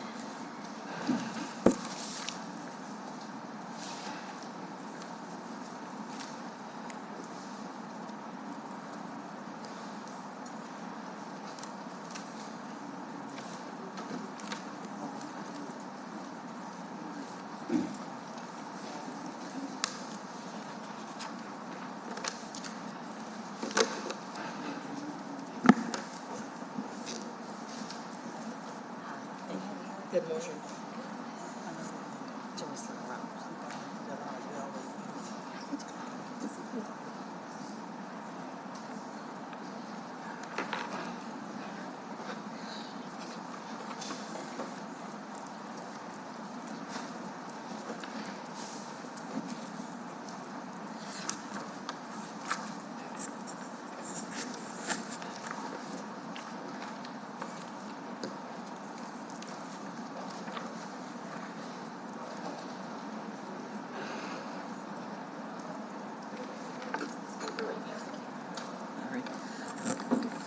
Good afternoon. I'm Joycelyn Reynolds, President, CEO of the Arts Council of New Orleans. We've been doing business as Arts New Orleans, so you see Arts New Orleans everywhere. We have a strong partnership with the city. We have been working with the City of New Orleans as its officially designated community arts agency since our inceptions at the end of 1979, 1980. And we have a strong partnership that we want to thank the council and the city for. So it's been an honor to partner with the City of New Orleans. I'd like to thank the City Council for its vision and commitment to integrating art throughout our city spaces and supporting our cultural economy. Our budget is slightly over $4 million. I have with me today Grace Rennie, who is our grants manager. We have been working with the city. We developed the community arts program in the early 80s, and we've administered about $500,000 for grants to nonprofit arts agencies, including cultural organizations like Social Aid and Pleasure Clubs, Mardi Gras Indian, Black Masking Indian groups that does street parading traditions. And so we're so excited to be able to continue that. But $500,000 is not adequate. We asked for $550,000. We're recommended at $520,000, and so that different $30,000 would impact the community in a very positive manner, allowing us to do additional grants. But I'm going to let Grace give you an overview of the community arts program, and then I'll talk about general Arts Council programs. Great. Thank you, Joycelyn. Hi, my name is Grace Rennie, and I'm the Grant Making and Administrative Specialist for Arts New Orleans. First and foremost, thank you so much, City Council members, for recognizing the critical role of arts and culture in our city. And we would be honored to work with you, over the coming year to talk about increasing the budget for this Community Arts Grants program that, as Joycelyn said, has been in operation for over 40 years. So we annually make grants. They're quite small, even though we've been doing this for 40 years. They range from $3,500 to $14,000 under 2 different programs. So they are New Orleans as Cultural Capital, which funds general operating support for arts nonprofits in our city. And then more Joy grants that support, as Joycelyn said, our indigenous parading groups, so mostly social aid and pleasure clubs, Mardi Gras, Black Masking Indians. So the New Orleans as Cultural Capital grants are 2-year operating funds that support many of our really long-standing cultural institutions in the city, as well as newer organizations. The organizations that are funded by this program are a part of the heartbeat of our city and serve as the backbone for sustaining our cultural traditions, attracting tourists to our city, and most importantly, inspiring our young artists to become the next generation of culture bearers and continue this legacy. These grants provide multi-year operating support, which is really, really important for nonprofits. It allows them to plan out over 2 years and depend on these funds. This year, we're recommending 50 organizations for this operating support. This is the 2nd year of a 2-year grant cycle, so you'll see the first 25 here, and then the next there, and these are also in your handouts. We'll have some photos with some examples, and I'll just highlight a few of these projects. So the Louisiana Philharmonic Orchestra's grant supports the LPO season, focusing on diverse composers, past and present, and delivered with a high level of artistic excellence. Dancing Grounds supports high-quality, accessible dance education for both youth and adults, as well as performances, and has youth programs specifically focused on using dance as a tool for social change. The New Orleans Ballet Association supports NOVA's tuition-free classes and activities that serve over 1,500 participants of all ages on an annual basis, as well as the presentation of world-class dance companies. The New Orleans African American Museum supports immersive exhibitions and public programs that address how the peoples of the African diaspora contributed to and continue to shape the culture of New Orleans and America. Kids Smarts grant supports their really robust arts education programs, including artist residencies in 10 public schools to provide the arts services that our schools aren't able to provide on their own, as well as professional development for classroom teachers, and just really bring such vibrancy to our community. So a few more. The New Orleans Opera Association supports, their presentation of opera performances, which have been a long part of New Orleans cultural history. We used to be recognized as the opera capital of the country. A Studio in the Woods provides artist residencies for our artists to work on their craft and be supported, and specifically to think about projects about climate change and to support our local culture bearers of color. You can see Walter Sandifer III here working on his suit. Then Prescription Joy is an organization that brings clowning into our healthcare system to help address stress, anxiety, and isolation in those spaces. And the NOLA Project presents theater work across the city. And then Young Audiences of Louisiana supports high-quality arts education, again, in all disciplines for over 10,000 children. So those are just a few of our New Orleans as Cultural Capital grantees. And so then more Joy grants support the indigenous cultural practices here in New Orleans, primarily the activities of Black Masking Indians and social aid and pleasure clubs. In 2024, we were able to make 7 grants in this category. These are small grants. They're $3,500 each. But as we know, that amount can make a big impact on being able to put on your parade. So we, this year, got a large number of really excellent applications in this category and would like to fund double the amount of grants. We would like to fund 14 instead of 7. You will see the projects listed here with an asterisk are the ones that would be funded by this budget increase. And I'll just go through those real quickly. So Better Family Life, Inc. will support youth workshops in both Black Masking Indian and stilt dancing masquerading culture. And you can actually see them on the stilts here. Black Men of Labor, Inc., it'll support their second line parade at the 30th Annual Black Men of Labor, Inc. Noir Experience Festival. Escola de Samba Casa Samba will support the Afro-Brazilian Cultural Arts Festival, which is a series of workshops and performances highlighting connections between Brazilian and Afro-Caribbean carnival cultures in New Orleans. The Mohawk Hunters will support their Cultural Journey Youth Education Program, which teaches the culture to youth, as well as West Fest Super Sunday on the West Bank. New Orleans Institute of Art and the Monogram Hunters, it will support them creating their 2025 suits, which are also used as tools for educational activities. The CTC Steppers will support their annual second line parade in the lower 9th Ward, and then the Queens of the Nation Indian Council will support the Queens annual retreat, as well as their Rites of Passage program for young women involved in the Black Masking Indian tradition. You'll see a couple other images of grantees here, including Creole Wild West, who do youth education, free youth workshops every Saturday in Central City, and then the original Big 7 Social Aid and Pleasure Club as well. So we are requesting that extra $30,000 this year, which will fund those 7 groups. And we appreciate you considering our request, and thank you again for your support. And I'll turn it back over to Joycelyn now to speak more about our organization as a whole. Okay.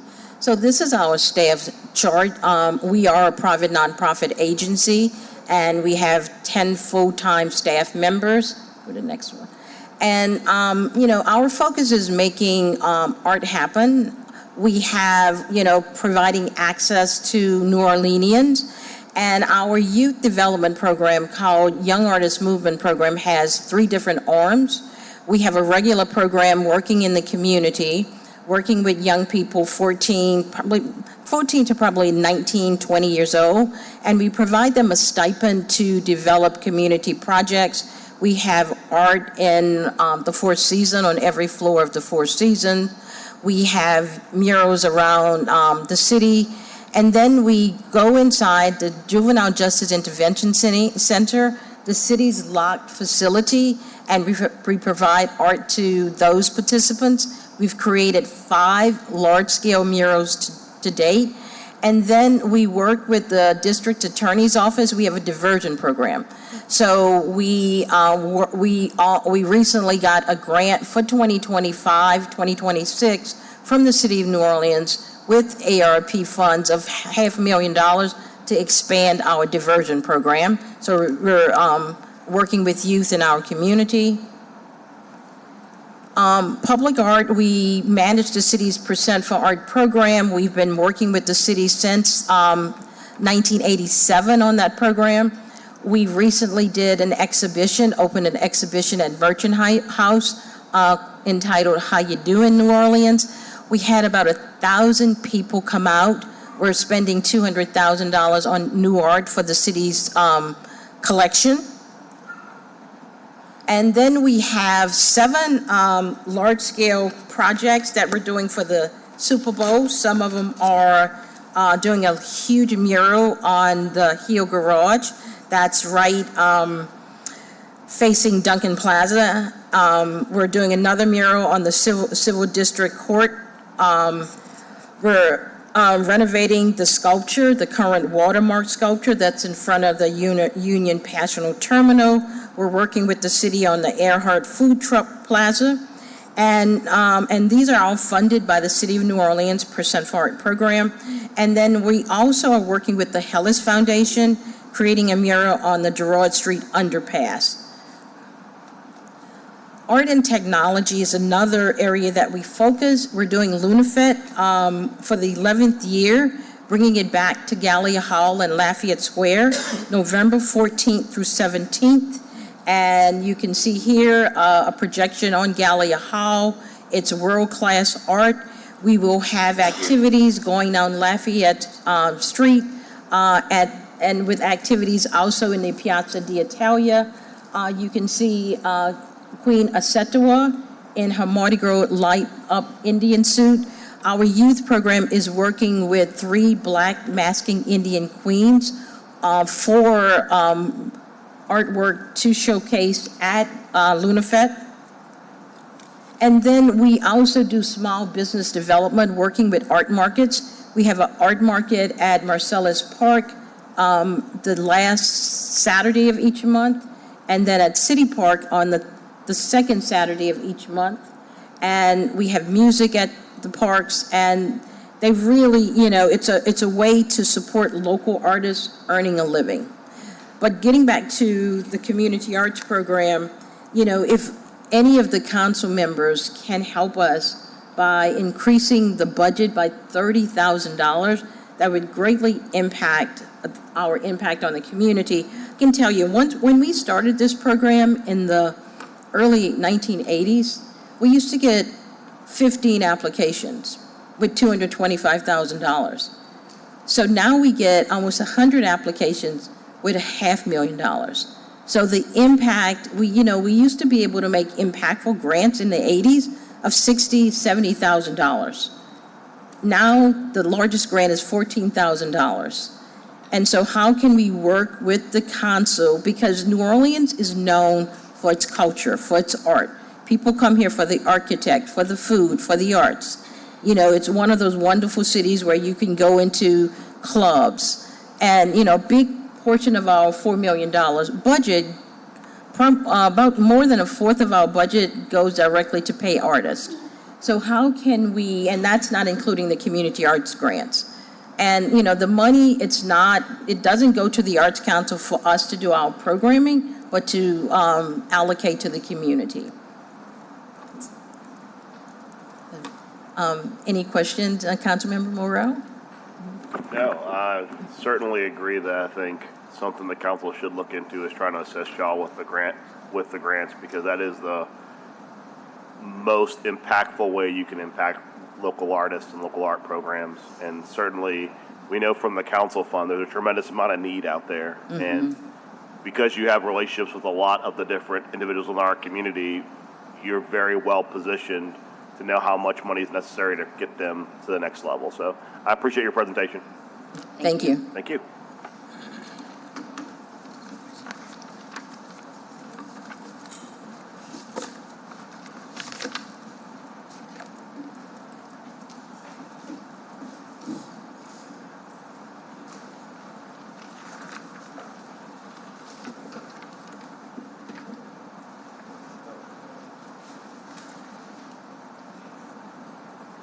All right, speaking of culture funds, come on up.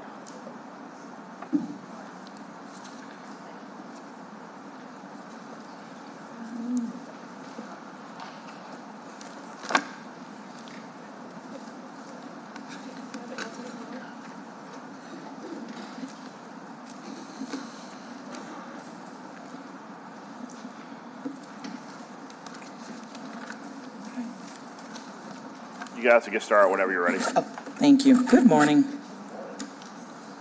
Happy to be here to present the work on behalf of the New Orleans Tourism and Cultural Fund.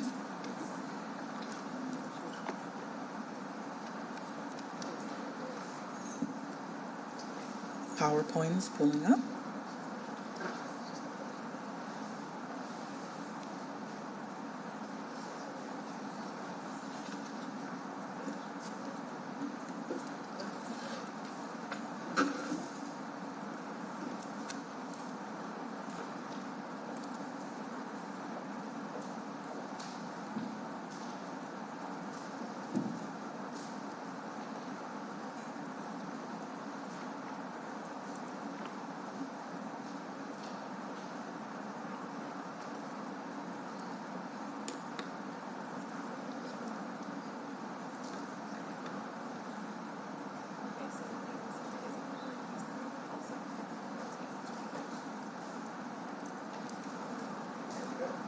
Thank you. Good morning. We are ready. Good morning.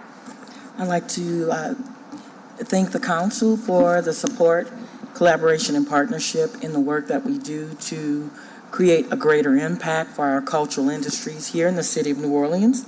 And we're going to get right started.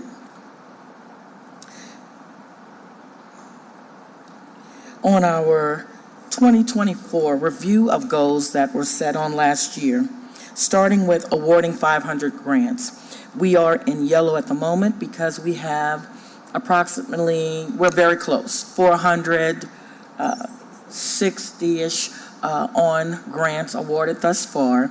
Our September final cycle of this year is still under review by the board committee. So upon review and scoring and awarding of those grants, we would hope to reach the 500 number goal.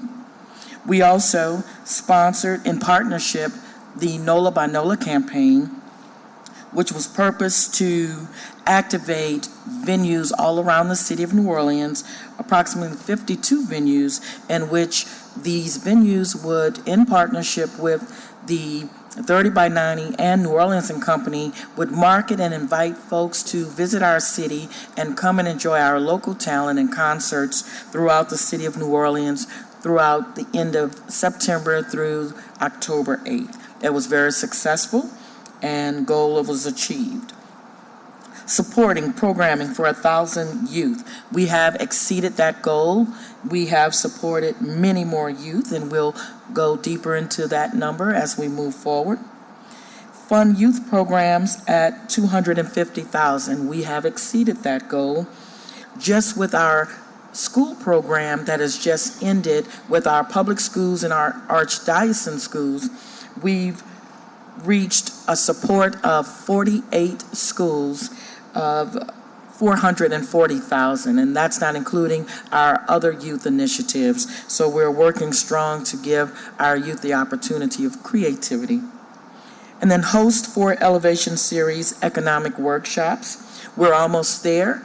We will be doing our final Elevation Series November 16th, participating in the Neighborhood Engagement Office Summit, where we will do a workshop there to speak to cultural opportunities, resources, and how you also grow your business here in the city of New Orleans.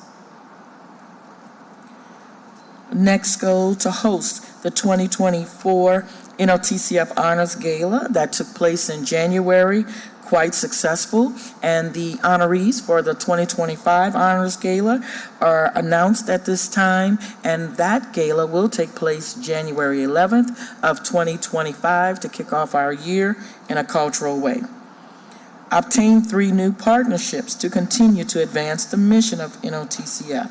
We have gained partnership, and that partnership also parlayed into our Elevation Series and providing business acumen and information to our cultural community.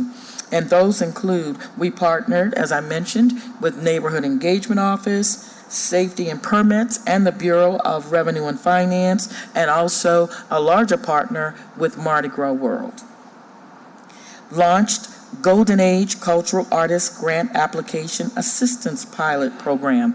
That just took place as well in our last grant cycle, where now we have several cultural artists that are, we call, rather than seniors, it is our teenagers in our golden years that are continuing to preserve our cultural community, but sometimes may have a little intimidation with the technology systems of today. So we've launched a pilot that went successfully, where cultural artists 60 years of age and older, we set appointments with them and walk them through the application process, so there is a clear understanding and a successful receipt of award dollars and funds to continue the culture that they're doing and preserving, and also building a bridge for the younger cultural artists. NOLA School Arts Program, up to $600,000 to be awarded. The goal was set to award up to 60 public and archdiocesan schools with a $10,000 grant. Last year, approximately a little over 28 schools applied and received. This year, we're happy to report 48 schools applied and received and qualified. So that was the tune of $440,000, and those grant awards are being picked up daily as we speak. And then finally received a clean opinion on our 2023 financial audit. Moving right into personnel. Personnel of our office, it's small but mighty, consists of a president and CEO, a deputy director, program director, grants manager, office manager, senior accountant, and a graduate assistant through the University of New Orleans cultural program. Next is our organizational chart that speaks to the positions that I've just named. And we are also going to be growing and moving toward implementing a cultural information system that will be spoken to in this presentation as well. But with that, we will also be bringing on a content lead, program support person, a technical lead, and a software development contractor to build the system. Moving now into our 2025 goals, I'll have our program director, Clervay, present. All right, good morning, everyone. So just to piggyback on what Lisa has already spoken to, within OTCF, we are continuing to move forward with our goals for 2025. We want to continue strong in our grants program and award again 500 grants. We would like to also sponsor and support the NOLA by NOLA Music Festival because it reaches over 200 artists and at least up to 50 venues, and that's a big economic support to our cultural artists in that particular music festival. As Lisa already spoke to, we would like to also establish our cultural information system that was thought of by our cultural working group, and this system will help promote our cultural entrepreneurship of our cultural artists. They can create their own individual profiles, and the public can then come to either book the artist, learn more about them, purchase merchandise, and they won't have to actually physically meet the artist. They can pull it from their profile. We would like to also host 3 elevation series. These series help the economic impact of sustaining what the artists do financially on a day-to-day basis. We would like to also, of course, host our 2025 Honors Gala. We're looking forward to that and the new partnership with Mardi Gras World, so please come out and support. And last but not least, we would like to also strengthen our partnership with the Greater New Orleans Sports Foundation to not only host but execute all of the cultural events associated with Super Bowl 59. And each of us serve on different committees to help support that. So Tiffany is a part of the Supplier Diversity. I'm a part of the PR and marketing. And then Lisa is the co-chair of the events committee. And we believe that is going to strengthen not only NOTCF's awareness of what we do to the larger masses, but also promote and help cultural artists across the board. So, thank you. Thank you, Clervay. Now we'll move to our budget summary and proposed 2025 budget, and presenting that will be our Deputy Director and CFO, Tiffany Jackson. Good morning, Council. Thank you for giving us the opportunity to present our 2025 budget. Today's focus will be on 2 points. 1, the successful development and launch of the new cultural information system, and 2, ensuring we have the staff necessary to sustain and grow our ongoing operations. The cultural information system is a pivotal component of our 2025 budget. By providing local artists with a dedicated online space, the platform will enhance visibility for artists, drive economic growth within our cultural sector, and facilitate broader community engagement with our city's vibrant cultural offerings. On the personnel services line item, in 2024, you'll see that we budgeted $460,000, and in 2025, we have set the budget to $820,000. This represents a 78% increase, primarily due to additional personnel that will be put in place to develop, implement, and maintain the new cultural information system, and expand our staff to accommodate the needs of our daily operations, ensuring we can meet the needs of our artists as well.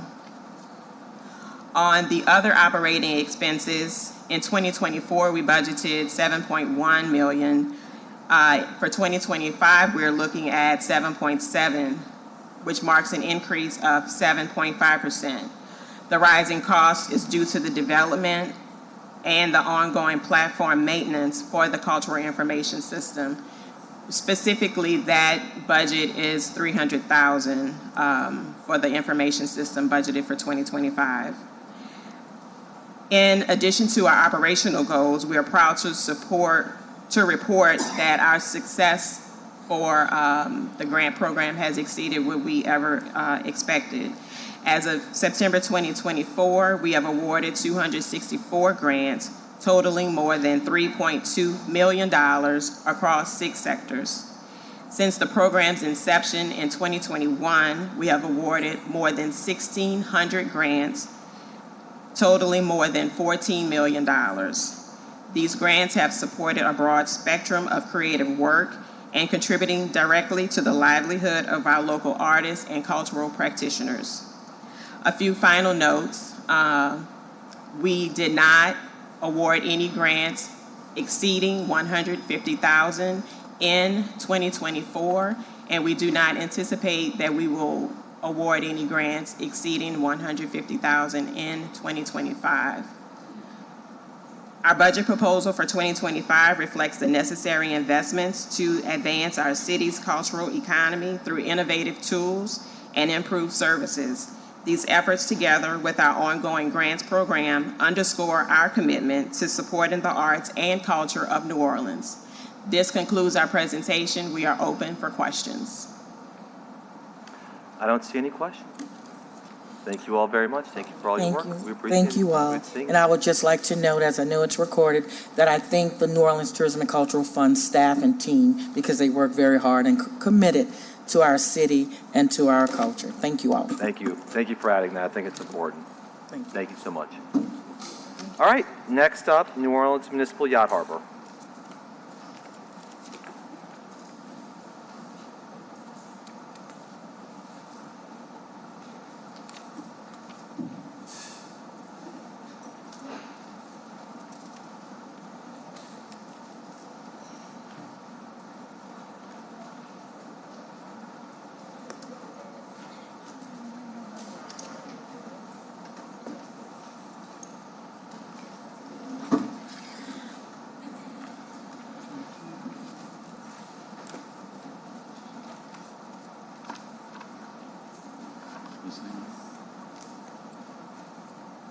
Okay, good morning. Good morning.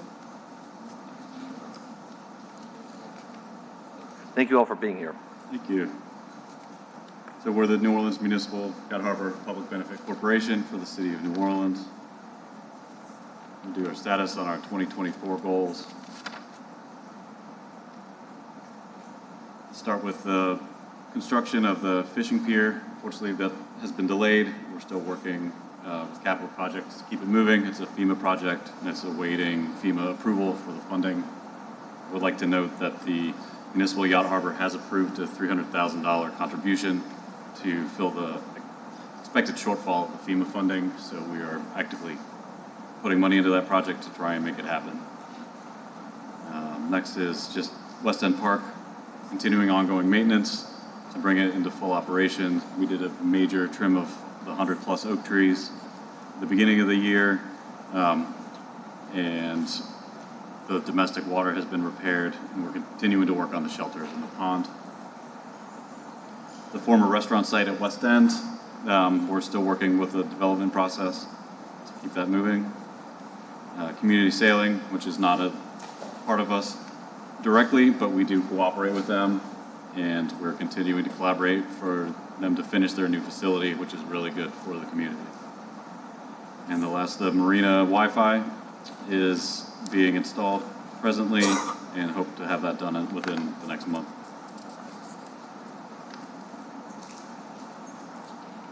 Personnel, we're currently fully allocated with our staff.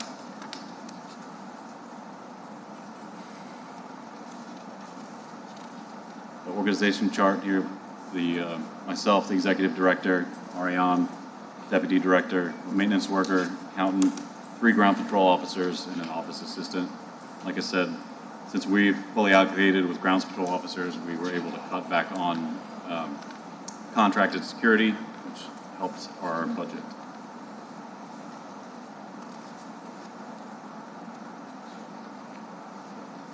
'25 goals. Again, fishing pier, going to continue to facilitate that process as much as we can to get it going. I think this is really good benefit for the city, and we have a lot of people that miss it, since it was destroyed during Hurricane Katrina. West End Park, the next projects are to repair the large shelter, electrical repairs, and then pond upgrades. Again, former restaurant site development, let's continue it. The marina, we're investigating funding options for a commercial dock area. And then I would like to note that we're at about 95, 96% slip occupancy right now. And then the point, we're continuing to look to do some cost-effective upgrades to make it more pedestrian friendly. The budget, as this slide shows we get zero money from the general fund from the city. We generate our own revenues and then pay all our expenses for the entire West End area operation and maintenance.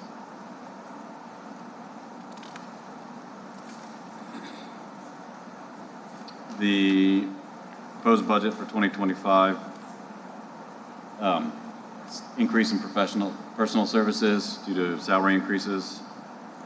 Other operating expenses are reducing, primarily in legal services. We will reduce our committed funds to match our revenues.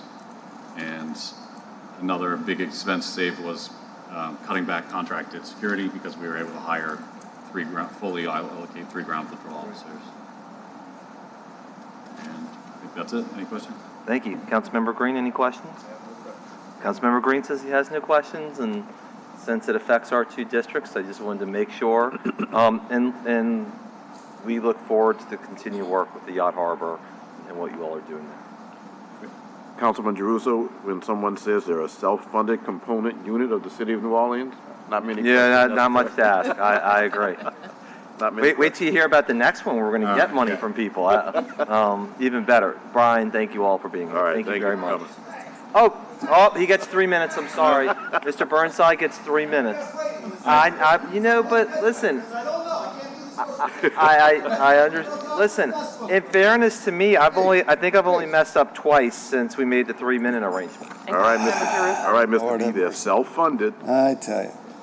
Well, self-funded or not self-funded, they got $4 million in capital to do their fishing pier, so it becomes a debate of what's self-funded.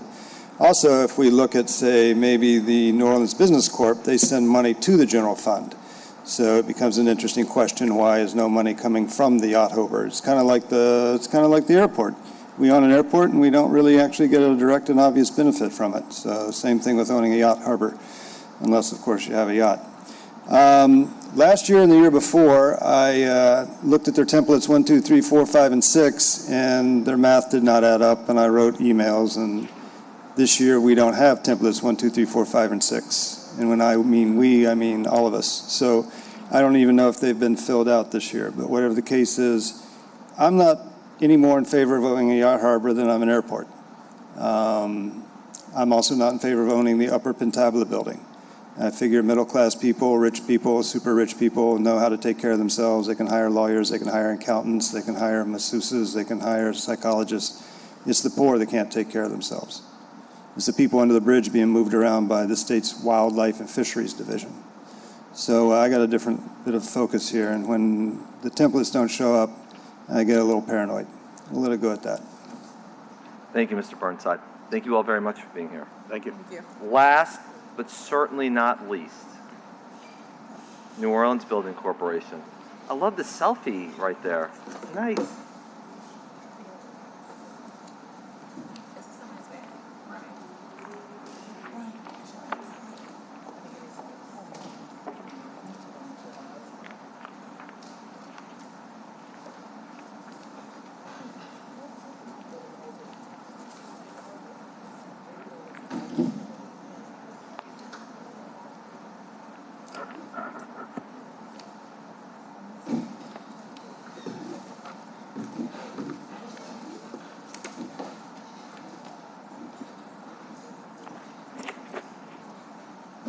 Is there, before we start New Orleans Building Corporation, was there an online comment from Municipal Yacht Harbor? Yeah, okay, why don't we just get that read before we get in here, because I don't want anybody to say that we didn't read it, given the time that we are. And I apologize for just waiting 2 more minutes. It's okay. It's from Charles Masala. Of course. He also has a comment on the next one. Sorry. Municipal Yacht Harbor says. Ms. Spears, I'm just going to tell you this. If Mr. Marsala lies in this comment one time, I'm stopping it. Okay, well, just don't yell at me. I'm not yelling at you. All right. I'm not yelling at you, but I am expressing my dissatisfaction by his misinformation and propaganda campaign. He says, from what I understand, up until around 2013, West and Lakeshore Park was receiving funds from the New Orleans Parks and Parkways budget. In 2019, there was a Parks for All millage tax campaign, which excluded West and Lakeshore Park. Please put the park back in the Park and Parkways budget. Please budget a bike path into the park. Is the City of New Orleans or Jefferson Parish going to reimburse any of the $140,000 in costs from Stone Pigment for developing the park? What does the new CEA call for? Please consider what Jefferson Parish has done in Bucktown Harbor as a better path, meaning obtaining some of the 2-to-1, 3-to-1, or maybe even 4-to-1 matching funds for recreation and environmental projects. That's it. Moving on. Ms. McBride? Good morning. Thank you for the opportunity to present the New Orleans Building Corporation's 2025 budget. My name is Annie McBride. I'm the Chief Executive Officer of the New Orleans Building Corporation. With me is Nancy Borland, who is our Chief Financial Officer. A little bit of background on the organization, which you all are very familiar with. The mission of NOBC is to provide for the enhancement, improvement, leasing, and commercial development of city-owned real estate assets and to stimulate economic development corporation here in New Orleans. I'll just run through our portfolio briefly.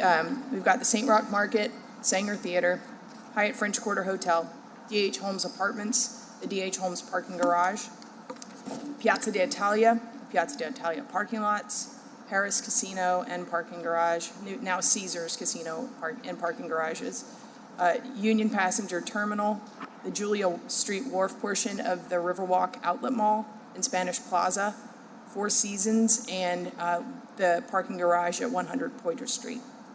Before I review the status of our 2024 goals, I'd like to note that NOBC had a great year, thanks in large part to the work of our former CEO, Cindy Connick, and I credit Cindy for putting NOBC in a great position and for the successes that have accrued to the city as a result. Jumping into our 2024 goals, starting with Union Passenger Terminal. NOBC's goals are often multi-year. Our projects span multiple years, and that fact is particularly evident at the work that we're continuing to do at Union Passenger Terminal. Anticipating the introduction of some new intercity lines, such as the Mobile and Baton Rouge rail service lines, we've undertaken a series of upgrades at the station. Starting with our canopies, we know that those are original to the station dating back to the 1950s and 1970s, respectively. Full canopy restoration is going to be a multi-year process, but our focus for 2024 was on phase 1 of this work, which involves upgrades to the electrical components of the train canopies and repainting the bus canopies. We've retained an engineer to perform the design phase work of the revisions to the electrical distribution for the train canopies, and that includes routing, metering, and lighting upgrades, and the design work is underway. We anticipate that the construction portion of this work will be completed in 2025.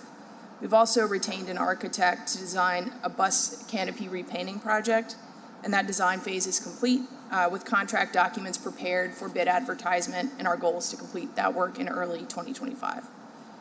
Our envelope project at the terminal is roughly 35% of the way complete, and that project involves a replacement of the exterior windows, cleaning and sealing the limestone facade of the building, and relining the roof gutter system.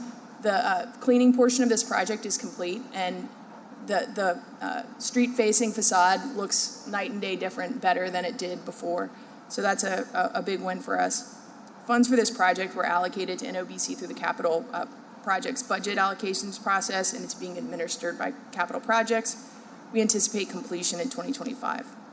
We've also undertaken some other efforts to spruce up the curb appeal of the station. We've installed new landscaping. Arts New Orleans is refurbishing the sculpture on Loyola, as you heard them mention in the previous presentation. DDD is filling the empty tree wells on Loyola. Both of those projects are anticipated to be completed before the end of the year. We're working with our tenant Laz Parking to make improvements to the parking areas at Union Passenger Terminal.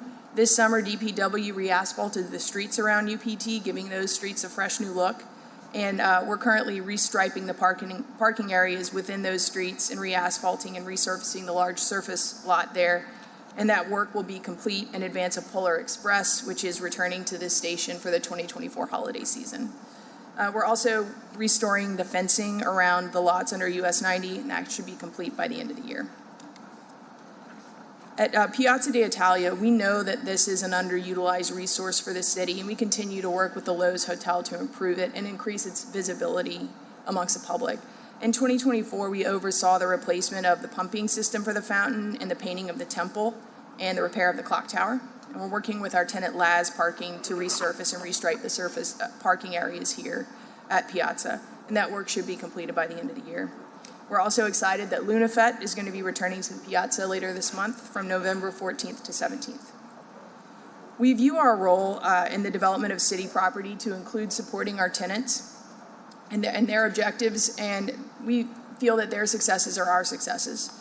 At Caesars New Orleans, we worked with Caesars over the course of their development process to build and open a new hotel and rebrand that project from a Harrah's to a Caesars. Last month, Caesars New Orleans opened to the public just in time for Taylor Swift and Super Bowl. It was a lovely event and a great look for the city.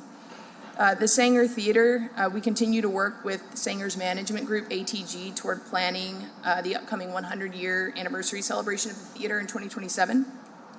This one's not in our slide deck, but similarly, our tenant Rockstep, who's the new owner of Riverwalk Mall, is planning to improve Spanish Plaza by adding some additional amenities for patrons and the public, including the addition of a stage and the build-out of new restaurant space. NOBC, along with the Office of Economic Development and this council, supported Rockstep efforts to form an economic development district at the mall to help fund the improvements, and NOBC and Rockstep have successfully negotiated lease amendments to address these improvements and resulting modifications to the rent structure. At St. Roch Market, we've successfully negotiated an amended long-term lease with the new operator of the market who took over last year. Kevin Pito is doing a tremendous job re-energizing the market with his enthusiasm. And this year we supported Kevin's team by undertaking improvements at the market, including the addition of new cold storage, new hot water heaters, HVAC, and sprinkler system improvements. The new municipal complex, NOBC, continues to assist the city in its goal to develop a new municipal complex. This will, of course, be a multi-year process. This year, NOBC assisted the mayor and city council in finalizing the city-state land exchange. They gave the city title to the entirety of Duncan Plaza. That transaction closed in March. And there is, of course, much more to come on this in 2025. Next slide. Our personnel, I'll run through our org chart quickly. We have a staff of 4. We have a CEO, a director of operations, a CFO, and executive assistant. Our staff is slim, given the size of our portfolio and the reach of our operations, and I'm proud to say that we get it all done with a small staff that's very versatile. We can talk through there's our org chart, staff of 4. We'll talk through our 2025 department goals. If you want to flip to the next slide, thank you. At Union Passenger Terminal, we aim to complete the envelope repair project, complete the build-out of new ADA parking spaces at the terminal, and install gating at our lots under US 90, complete the Phase 1 canopy work for the train and bus canopies, among other maintenance projects there. At the Sanger, we will work with the Sanger Theater to facilitate preparations for the NFL Honors Ceremony taking place in connection with the Super Bowl, as well as assisting with the planning of the 100-year anniversary in 2027. At Spanish Plaza, we'll continue to support our tenants in their plans to activate the plaza. And we additionally are going to be looking at our properties to address some maintenance issues at our properties, some of which are showing their age. Jumping into our 2025 budget request, we don't receive general fund dollars, so we can skip through this part and then just talk about our NOBC's budget. All of our funds are self-generated. NOBC operates with its own funds from developments and receives no allocation from the city's general fund. And in fact, over the past 10 years, our board has returned over $298 million to the city and an additional $8 million in in-kind contributions. The corporation's income in excess of expenses is held in accounts dedicated to capital projects, capital maintenance, and insurance obligations that we owe as a landlord on some of our properties and for the development of our properties. Corporation's budget of revenues for 2025 is expected to total $25,181,063, and that includes rent and other payments from the corporation's portfolio of real estate assets. This amount represents an increase in revenue of $1,717,808 over 2024. The budget of expenses includes $637,069 for personnel, $5,053,543 in operating expenses, and $5,220,300 is held in reserve. The balance of $14,270,150 is transferred to the city's general fund. Say that number one more time. $14,270,151. That's comprised of Caesar's rent. And NOBC's enabling legislation and authorizes and obligates NOBC to transfer funds that exceed the corporation's financial obligations. All proceeds from our Caesar's lease is transferred to the city's general fund annually. And in 2024, we will transfer to the city a total of $24,270,151, inclusive of the Caesar's rent and an additional $10 million pending board approval at an upcoming board meeting. That concludes our presentation. We're happy to answer any questions. Randy, you have questions? I don't have any questions. All right. Councilmember Green. Yeah, I'm not going to touch that 24 million. So my question has nothing to do with that news, which is good news. Could you talk to the about the Union Passenger Terminal, its role relative to the Mobile to New Orleans route and the potential New Orleans to Baton Rouge route, and what might be anticipated in the future in terms of what we have to do to get it ready? Right. So that's a great question. The Mobile line, our station is ready for that line. And this is Amtrak that operates out of our station. Right. We're ready for that. Good. New Orleans to Baton Rouge. What I was going to say is in Mobile, I believe we're waiting for a platform to be built there to facilitate that. So that's something that's in the works. But in New Orleans, we were ready for that as we speak. I think that there's still some work to be done toward a Baton Rouge line. I think that's something that everybody's interested in pursuing and working toward.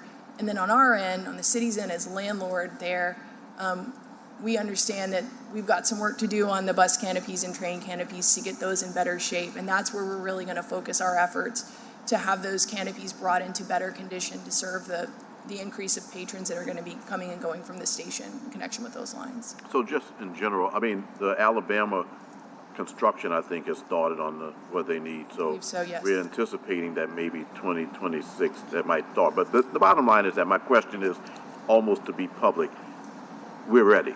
The city is ready in terms of our Union Passenger. Yeah, our facilities are ready for this. Right, that's all. Yes, that's correct. These forums just give me a chance to brag on some of the things that the city is doing right. We're ready. That's exactly right, Okay. Councilman. All right. Let's go with the online comment. No online comment on this one. Okay. Mr. Michael Eric Burnside.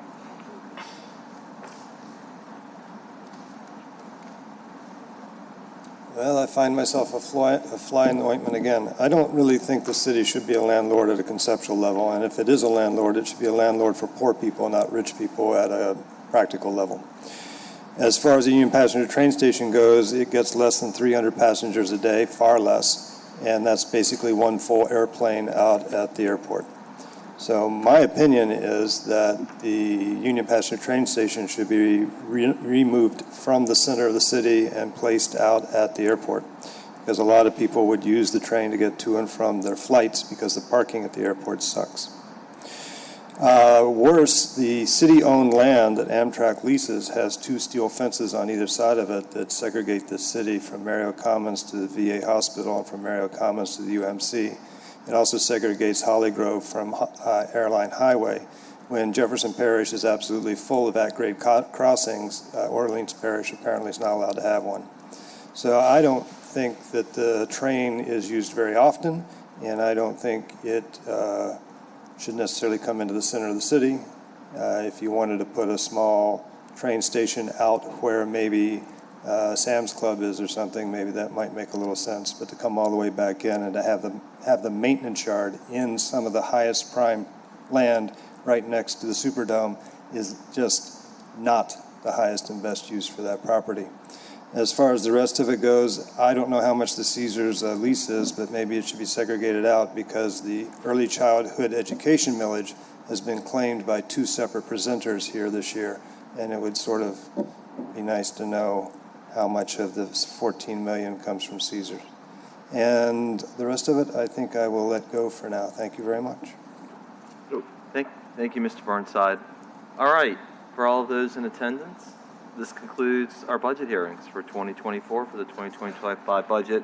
I just want to say I appreciate all of my colleagues who have spent a lot of time in chambers going through everything, and to their staffs who've taken copious notes, and Amy as well. And thank you to everybody who appeared before us so we could try and put this budget together for 2025. Thank you all very much. Thank you. Congratulations. And Mr. Chair, I got to conclude it with saying thank you to our budget chair and staff for the work that you've done. That's in such an organized fashion.